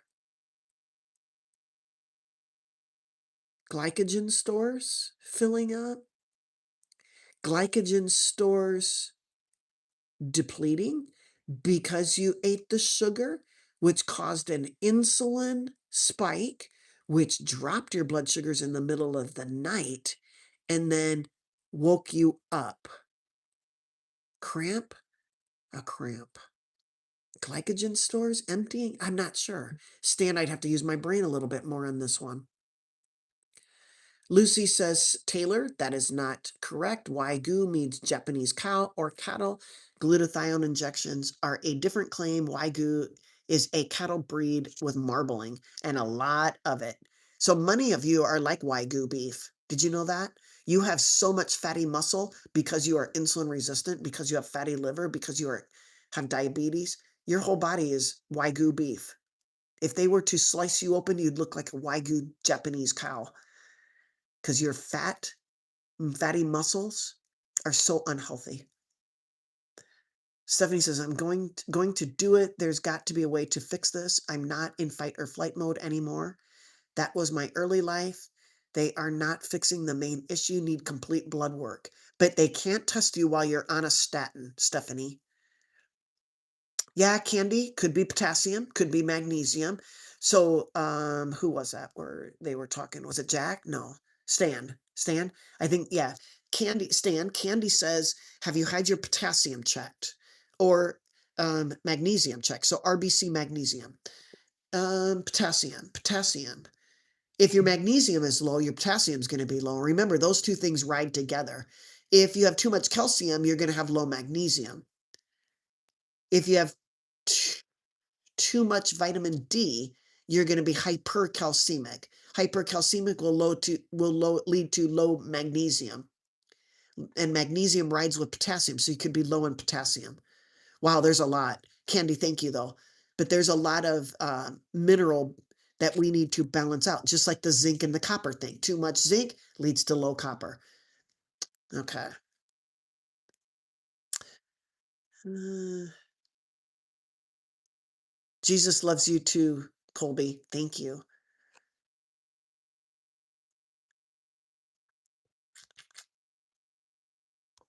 Okay. Yep, you guys are all on it. Everybody's talking magnesium and potassium. Stan says, I crave sugar sometimes. That is not you, it is your brain. That means your brain cells are insulin resistant. So you need to shut them completely off, and your brain needs to function completely on ketones. The craving is your brain. It's not your body, so to speak. It's your brain telling you that sugar stores are low. That means you've been giving them sugar, it goes down. They've never really been fat adapted. Stan, you need to allow your body to become fat adapted, where your brain and your heart and your body is surviving on ketones. Now, this goes to a place where this is a caveat to all of that. I have a lot of people who tell me they wake up in the middle of the night. They're carnivore and they wake up at 2, 3 in the morning wide awake. And they say, Doc, is this cortisol? Well, my first thought is yes. But but why cortisol? They could be fasting. They could be carnivore so much that their blood sugars are dropping in the middle of the night. Their blood sugars drop in the middle of the night. And the body's fight or flight response is to bump sugar up. So it triggers the adrenal glands to release cortisol. Cortisol raises blood sugar. Now, how do you fix that? You need to consume something with a tiny bit of carbs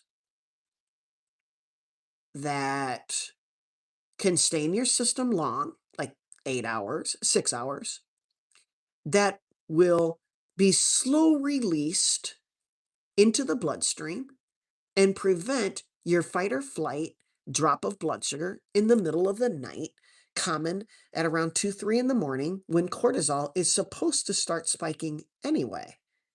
What does that look like? Well, for an animal-based person, no bark. For an animal-based person, it could look like some cottage cheese. For a not animal-based person, they're probably not deficient in blood sugar, but let's just say they are. Their blood sugars are dropping down because they're insulin resistant and their blood sugars are dropping down in the middle of the night. They, despite my better judgment, might do well with a teaspoon of honey. The fructose and the glucose combination might stay in their system, or they just do cottage cheese. Um, but I'm guessing if you're eating sugar, it's, on a regular basis, your blood sugars could be dropping because you are insulin resistant, or like you said, pre-diabetic. Yeah, Henry, biotin will mess up with your thyroid labs. Thank you. Um,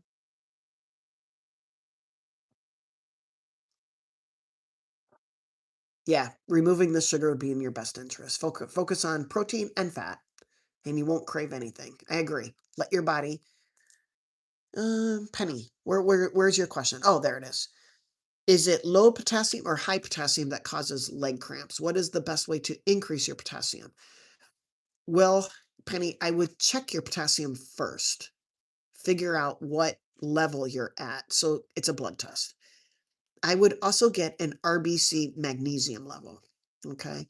If you're taking magnesium, you could have, okay, hyperkalemia or hypokalemia, which is low or high potassium, is not a good thing because it can cause a heart arrhythmia. Our body is very good at taking care of low or high potassium.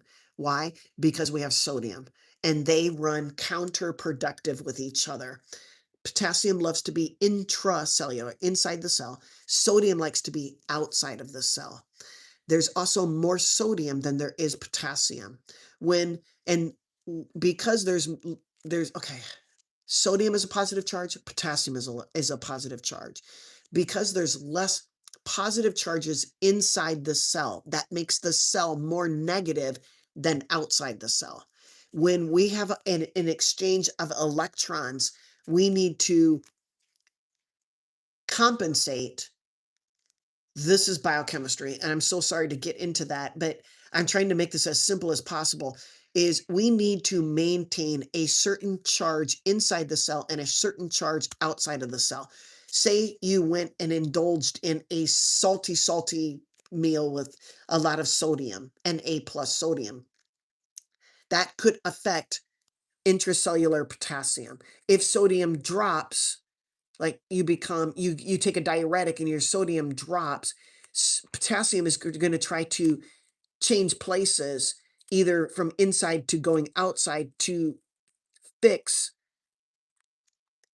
the charge that our body needs to be in at all times. This is so hard to explain. Penny, the only way I can answer your question is I would get blood levels of sodium, potassium, and magnesium, okay?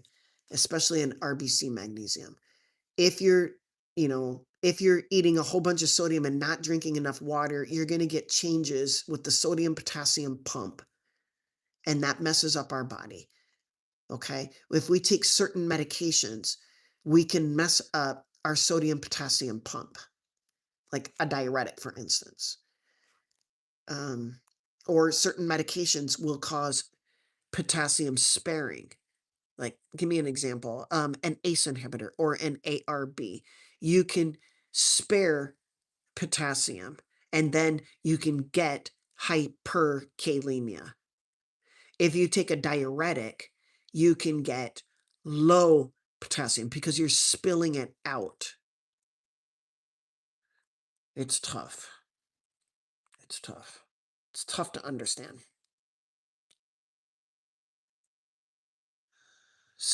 Stallna says, eat whole foods, grass-fed beef, fresh veggies, fish, got thin, plenty of physical activity and exercise, tested and deemed hereditary. Stall, what hereditary do you have? Do you have FH? Do you have NPC1L1 hyperactivity? What hereditary test did you have?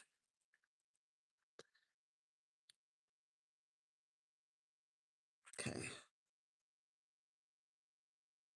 No seed oils, no sugar. Okay. What hereditary what hereditary test did they do to tell you that you have hereditary? Okay. What was the diagnosis? Do any prescriptions know of that cause high cortisol? Antidepressants do, especially SNRIs, serotonin norepinephrine reuptake inhibitors like Effexor or Cymbalta or is it Trintellix? All of those, anything that increases your adrenaline or epinephrine. Could prednisone? Absolutely. Prednisone can do it. You got a bad cold, they put you on prednisone to increase your to decrease inflammation. Yeah, cortisol spikes. Um, yeah, blood pressure medicines can increase it. There's a lot I mean, Candy, there's probably a ton that I'm just not thinking about right now. But the most commons is people are on prednisone all the time and people are on antidepressants all the time. Okay. All right. Chanel, could phospholipid complex increase ApoB? That can you please tell me the phospholipid? There's a hereditary. Oh my gosh, Chanel, you're gonna or Shanna Leaf. I'm sorry, Chan. Can I just call you Chan? Hopefully, I just don't want to mess things up. Can you tell me what genetic phospholipid disease you're talking about? Because here's the thing about ApoB. ApoB is on every LDL particle, every LDL particle, every, take it back. ApoB is on every, yeah, it's, let me explain. ApoB is on VLDLs, ApoB is on an LDL, ApoB is on an IDL. ApoB is almost like measuring non-HDL. ApoB and non-HDL. Non-HDL measures everything but HDL. HDLs do not have ApoB. HDLs have ApoA1. ApoA1. They do not have ApoB. LP little a's have ApoB and ApoA. Not ApoA1 like HDLs, ApoA. So ApoB also measures LP little a. If you have triglycerides, which are carried by VLDL, high triglycerides raise ApoB. So if you have some sort of phospholipid hereditary gene defect, I can't remember it's something we do not see very often, okay? And if your triglycerides are higher, your LDL is higher, your VLDLs are high, and your LP little a's are high, whichever, all of that raises ApoB. So does that answer your question? I don't know which genetic thing you're talking about, but if it increases any of the lipoproteins, yes, it'll raise ApoB. Okay. No, magnesium lets muscles relax. Okay. Magnesium. Calcium is stimulatory. Calcium stimulates muscle contraction. Magnesium relaxes muscle contraction. How do I come off of atenolol? Why are you on atenolol? Sure. Is it for heart function? Do they need to slow your heart rate down? If you are on a beta blocker, atenolol, you need to come off slowly or else you'll get a rebound. You have to talk to your doctor on why you want to come off of it and why, what is your diagnosis that you're on it?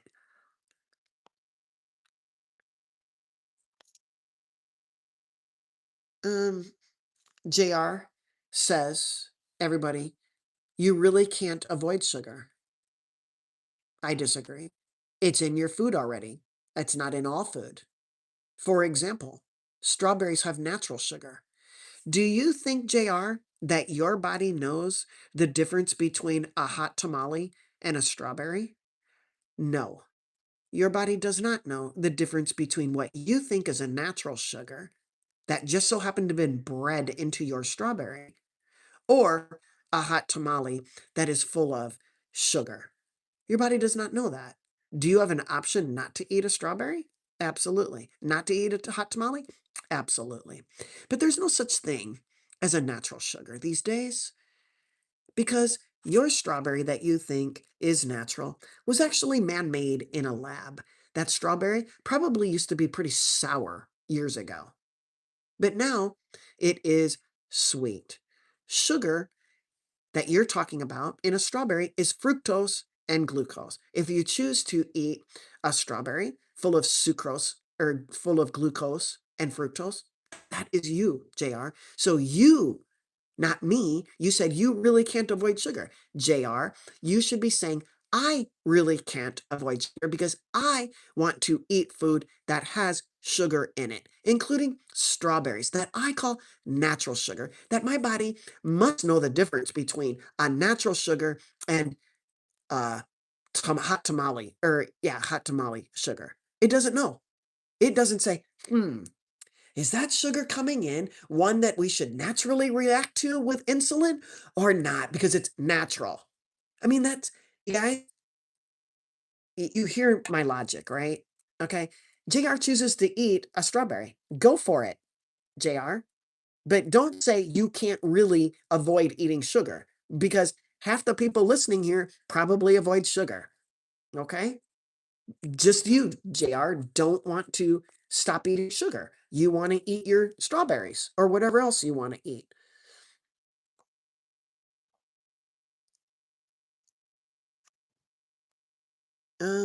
It's 3,000 milligrams, still low, but not 300. Oh, okay. So 6 caps of Glynac is 3,000 milligrams, so 3 grams. So you take the 6 caps and you get 3 grams of Glynac. Okay.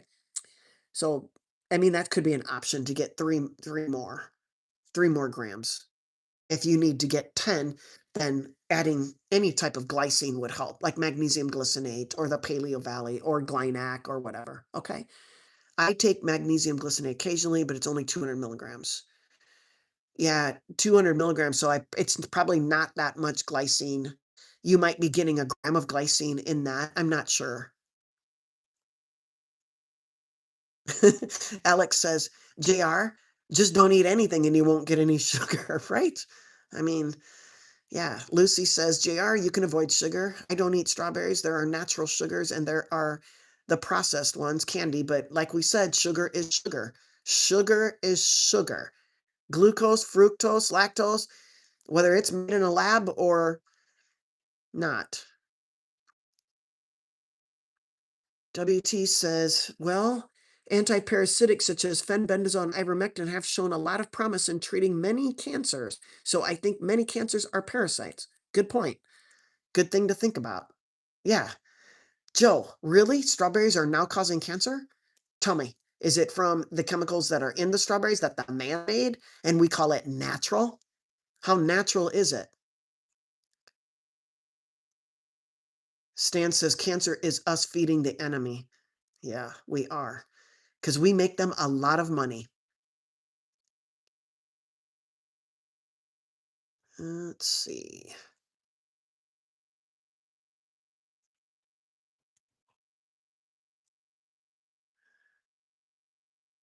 I helped you out, Lucy, on one.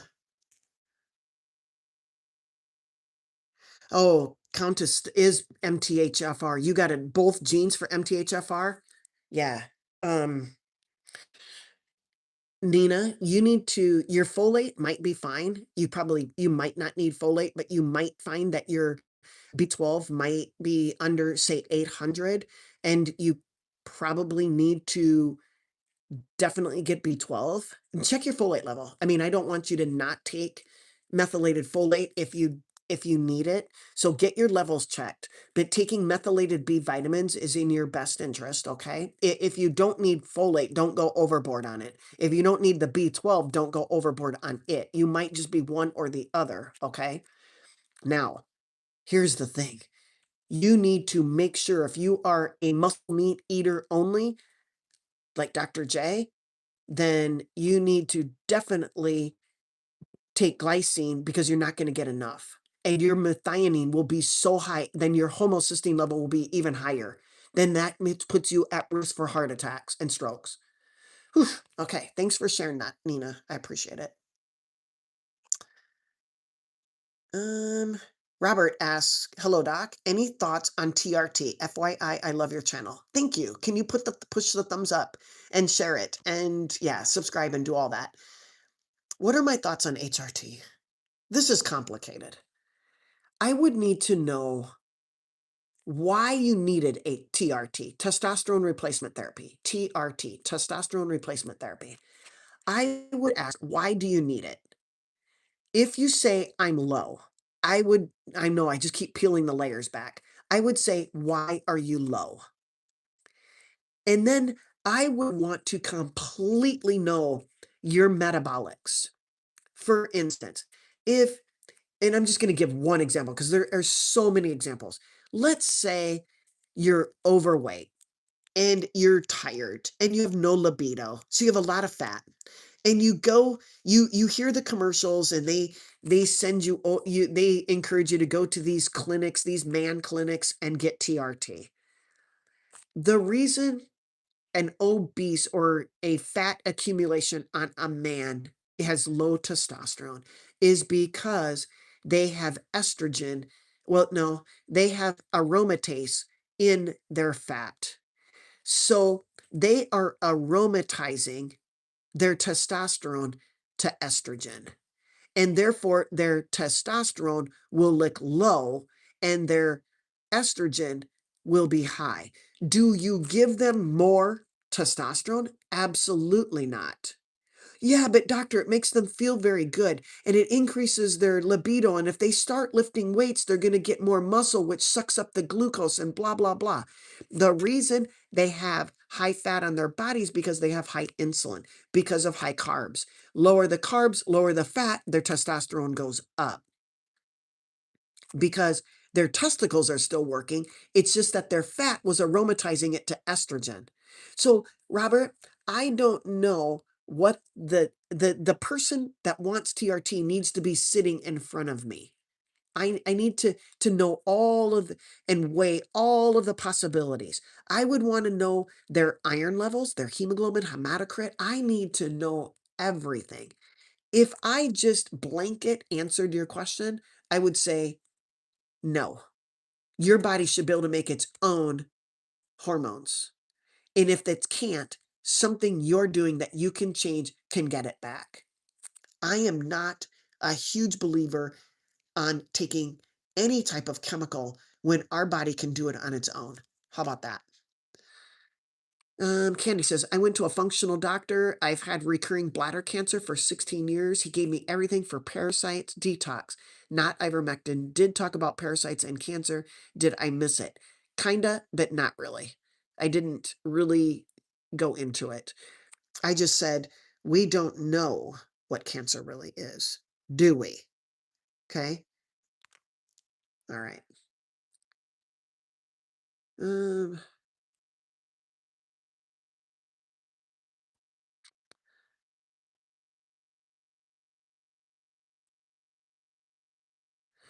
JR, I'm really sorry that you feel that you need to be spoon fed with every single piece of information and you don't want to take the time to look things up. This is what JR says, just so you guys know. You know what I hate? I wish these subjects were talked about more. I shouldn't have to look down a rabbit hole like I know there's books and streams like this, but come on, why is this not pushed out? JR, part of the work is actually you educating yourself. The very fact that you need to be spoon fed is the reason why we are unhealthy. Start looking down rabbit holes and wondering and opening your eyes to the possibility that you've been taught completely wrong for years. They sent you down superficial rabbit holes, and you were so gullible, everybody was, even Dr. J, that we actually believed that if you put a piece of fat down your mouth, it would go into your bloodstream and go into your heart and clog it up. We actually believed that if you ate saturated fat, only saturated fat, not polyunsaturated fat, not monounsaturated fat, just saturated fat, that it would magically go from your mouth to your heart arteries. We all believed it. We didn't even think about it, JR. You want to be spoon fed? What if it's spoon fed false information? You don't want to have to go down a rabbit hole and learn for yourself? I feel for you, JR. But at some point, we all need to grow up and we all need to stop with the spoon feeding and start educating ourselves. That's my thoughts on it. And I'm sorry that you feel that, everybody should just be given the truth. Then then the world would be such a wonderful place. We would all just have truth. Well, we really do just have truth. It's called Jesus. But we have the world who puts Jesus on the back burner and wants to listen to Satan. That is the world we listen or live in. Okay? And so I'm sorry you feel that way. Um, okay, Lucy is saying that in order to get further information on the labs that you do get, it's extra money to talk to them. Is that what you're saying? To interpret them, Lucy? Is that what you're saying? Shelley says, thank you, doctor. It's wonderful. I completely understand your effort. Thank you. Um, yes, that's a great other. So Nina asks, what about gelatin for glycine? Yes, absolutely. Gelatin is a source. Thank you for reminding me. Okay.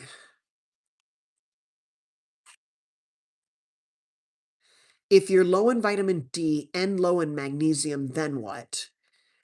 On the vitamin D front, most doctors only check stored vitamin D. Okay, stored vitamin D. Make sure you get a stored vitamin D and an active vitamin D. And because not all stored vitamin D will convert to active vitamin D. You might have enough vitamin D, but it will be in the low side on the reference range. So if you end up taking vitamin D because you read that you were low, you could actually increase calcium absorption. You can get hypercalcemic. Hypercalcemic. You don't want to be hypercalcemic because then that will lower magnesium. Remember, magnesium is calming, calcium is contractile or stimulating. So you could be causing the exact opposite that you want by taking more vitamin D. So get the actual level of stored and active vitamin D. Also get an RBC magnesium. You want to measure the amount of magnesium inside the red blood cell, not in the serum. Complicated. Candy says we take a lot of supplements. I ran into a person who take a lot of supplements and they were in a lot of hurt. They were causing a lot of whack-a-mole things going on. Okay.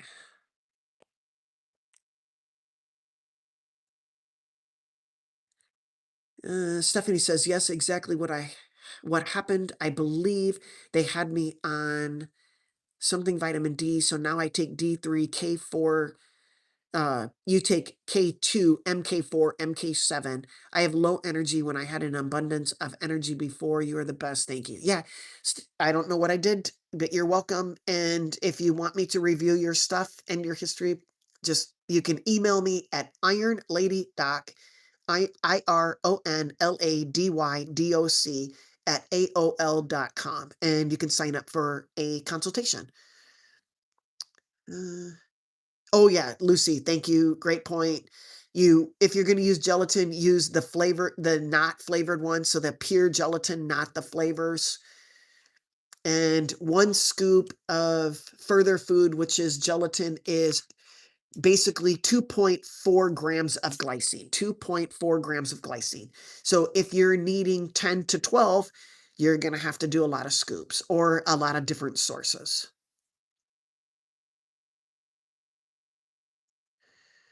If you adhere to keto for multiple months, like sugar cravings will disappear from a reformed sugar addict, says Henry.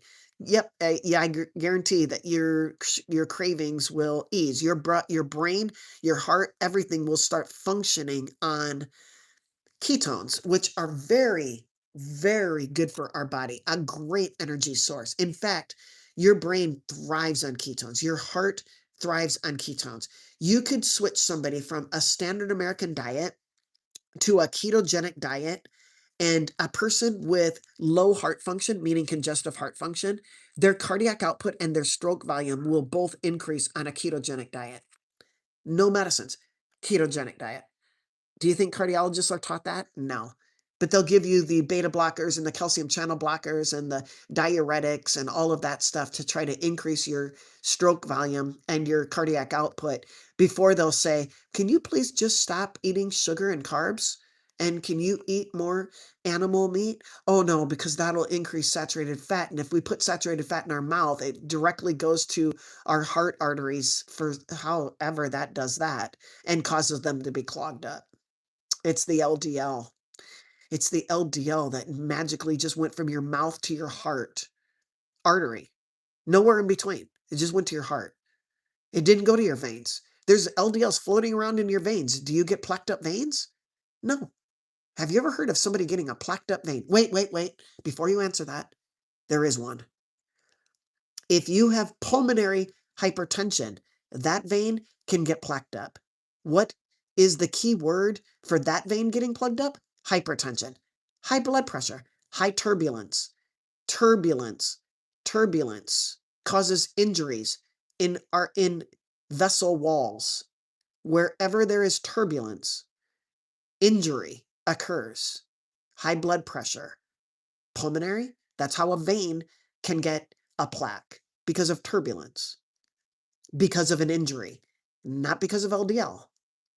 Turbulence, injury, and then a healing mechanism, a clot formation that gets calcified because of a lot of LDLs? No. A lot of small dense LDLs? Maybe. A lot of LP little a's? Maybe. A lot of plaque or a lot of blood clot factors like factor 8 and factor 5 and prothrombin? Maybe. Why are you guys on blood thinners? Because they know that they need an antithrombotic because the clot was the part that they're trying to not calcify. They're the LDL doesn't your LDL in your bloodstream doesn't magically creepy crawl through an artery wall lining. It is way too big, you guys. If an LDL could go through our lining of our arteries, we would be dead. Why? Because everything else would be able to get through as well. Like Ebola and all of these things. They would you have to know that only tiny minuscule things can get through the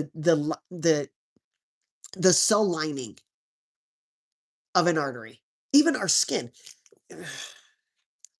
I know it's so hard for me to explain, but I'm telling you that an LDL does not cause an injury. Something else caused an injury, and something attracted a small dense LDL to stick to it and cause clotting factors and maybe an LP little a and all of that stuff.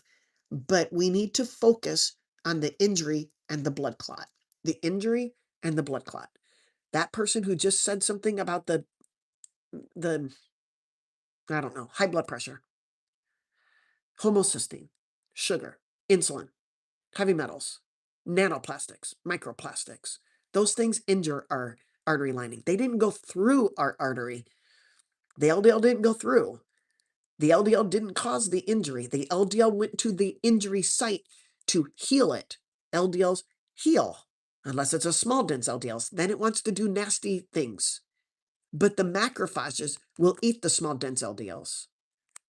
bad macrophages, M1s, eat the small dense LDLs, like Pac-Man, okay?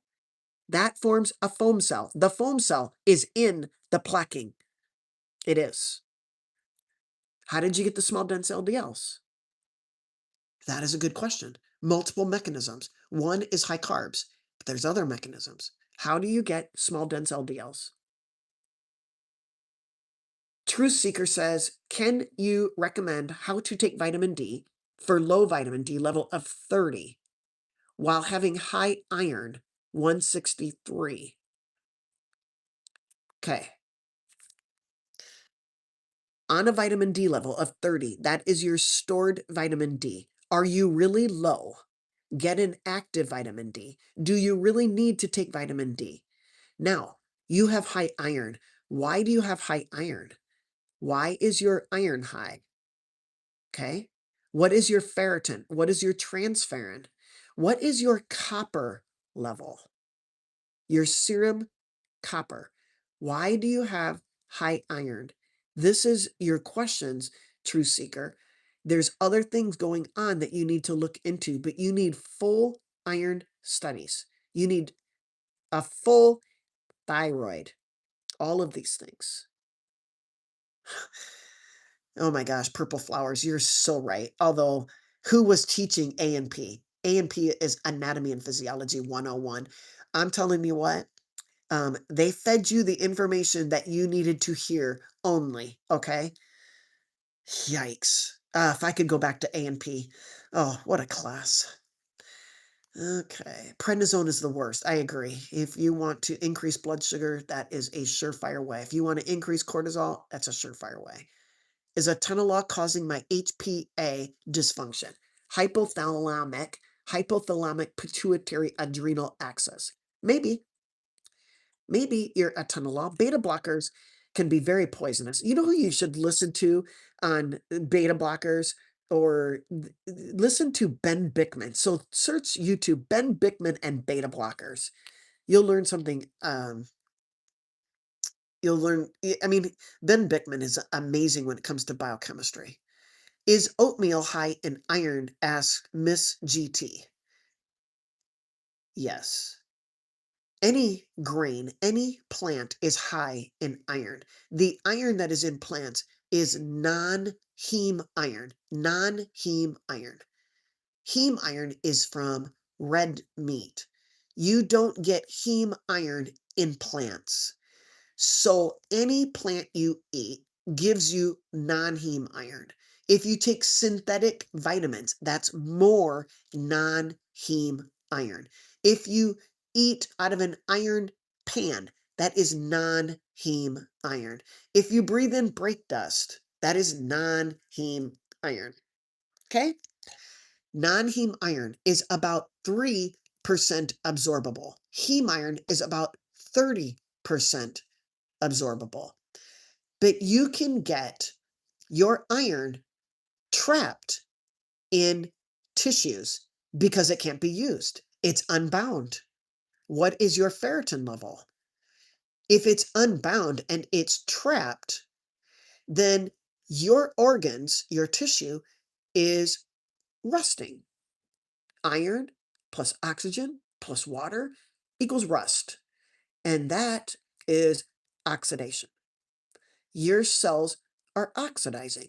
Do people who eat more plants have more oxidation? I think so.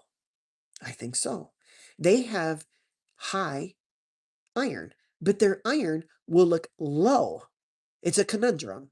It's a paradox. They don't have iron in the blood, they have iron trapped in organs. I know. Crazy. Okay.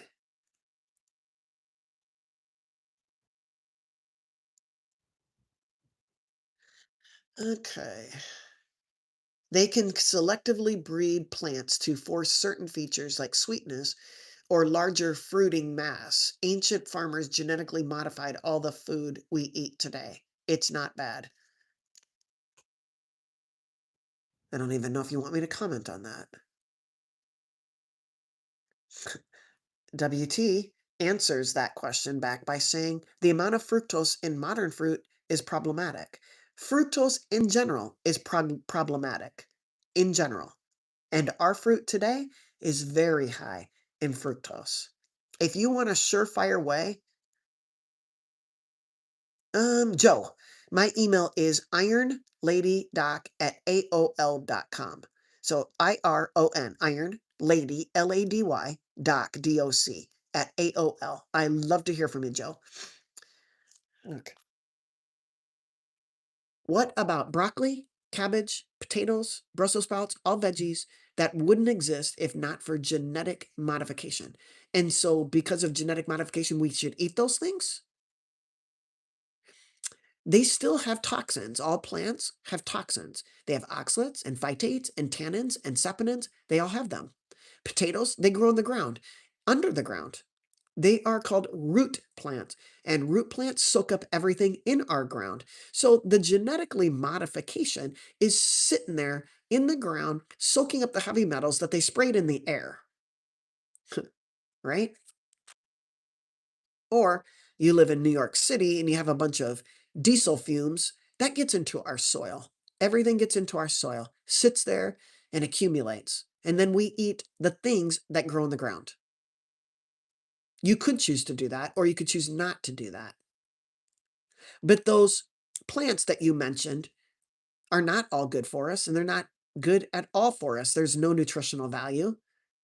In order to get rid of the toxins, you would need to boil them. And by the time you boiled them, the things that you thought were good for you are actually boiled out. Broccoli, cabbage, cauliflower, those are cruciferous. Cruciferous vegetables that we call them are goitrogens. So hopefully you're monitoring your thyroid, the full thyroid panel, not just the TSH. Let's see. Jana says all of her levels are perfect besides that. What makes all of your levels perfect? Who said they were perfect?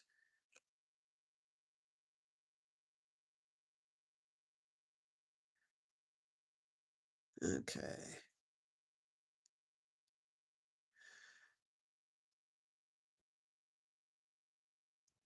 Let's see. I'm trying to scan for questions, you guys.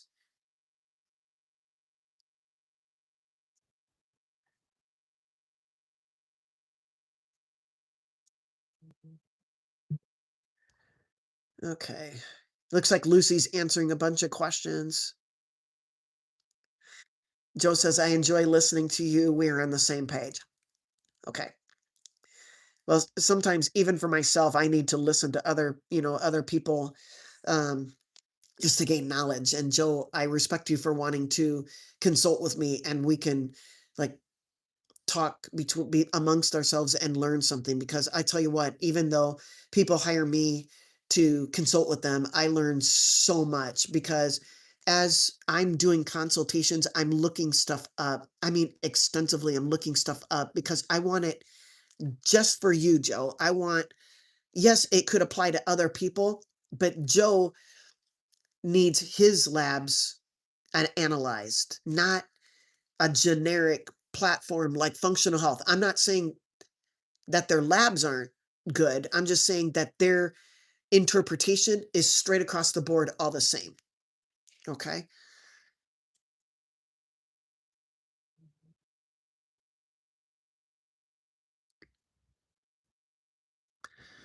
Um, Lego says, how do you feel about myofunctional dentistry? It's been a game changer for me. Myo, muscle, functional dentistry. I'm going to tell you, I've never heard of it. So help me out, Lego or Lego. I don't think it's Lego. I think it's Lego. But yeah, help me out if I don't know. Lucy, please don't assume what people do on their downtime when not at a gym. Okay. All right. You guys are talking to each other. Okay.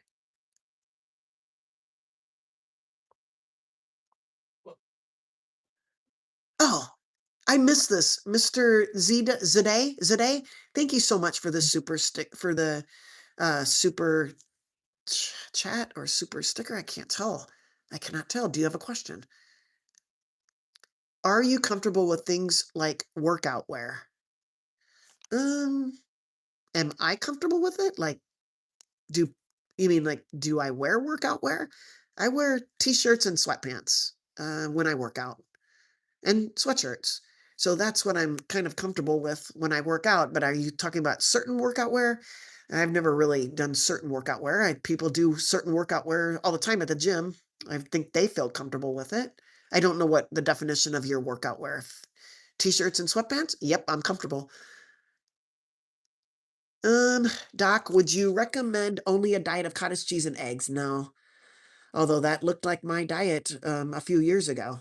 The cottage cheese and eggs, and maybe throw in some Tostitos. Yeah, I went through a stage in there where probably didn't care a whole lot about anything except for just going to bed and then going back to work. Stress. So that part's over, and I don't have to worry about it.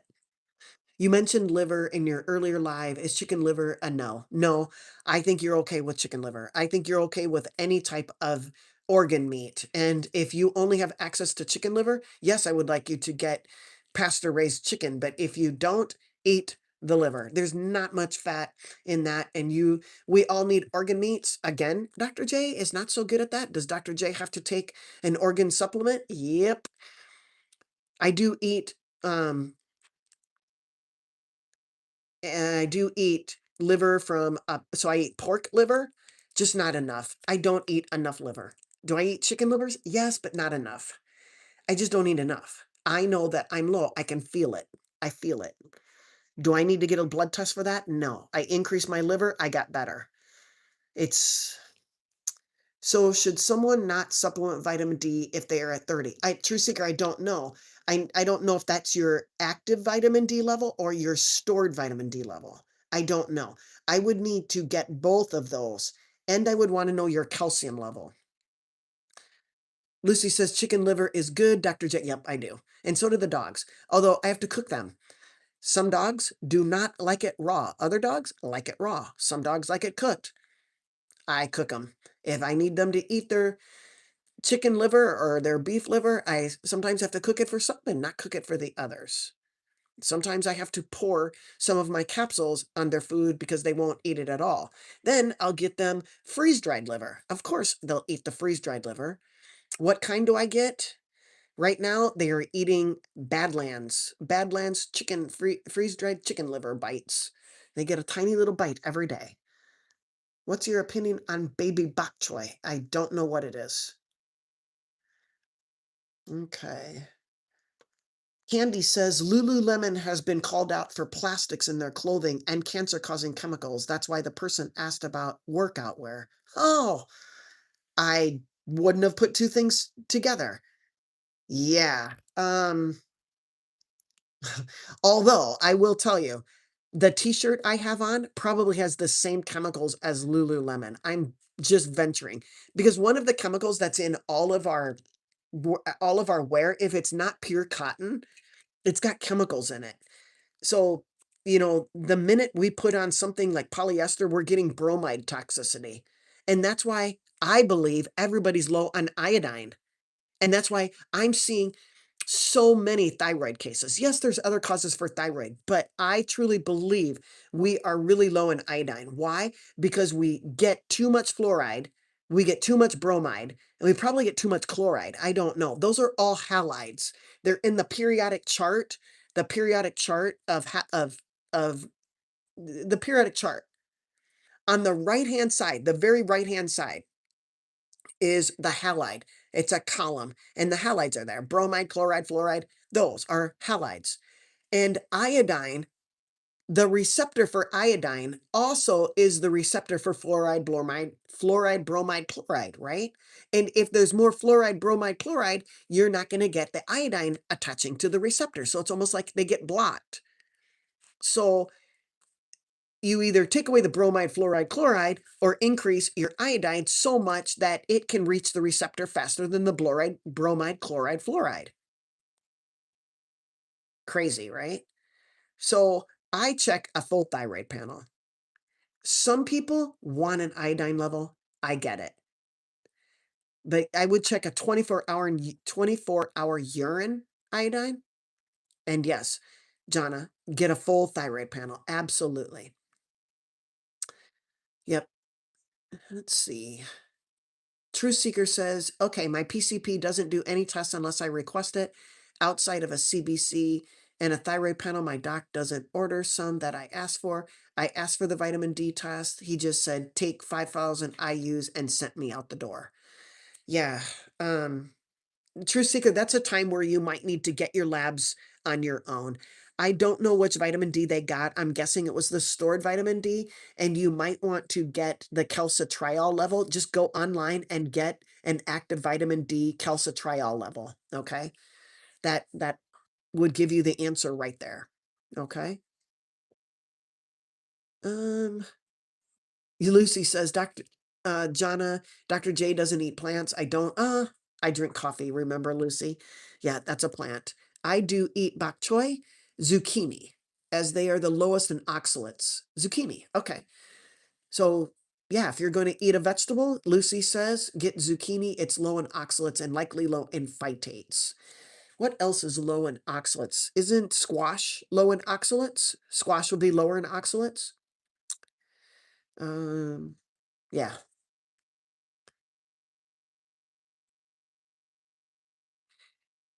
Mm, Jonna takes extra vitamin D because of cloud cover. No sun. Okay. All right. Looks like we are full. Looks like I went through all the questions, Lucy. I did not go through all of the, and I wanted to thank Mr. Zeta for the, I don't know what in the SEK to have $10. I don't know what that is in America. It doesn't matter. It could be 10 cents and it doesn't matter. I just appreciate Mr. Zeta going the extra effort to show his appreciation for me and give whatever he can give. So that helps the channel and I appreciate that.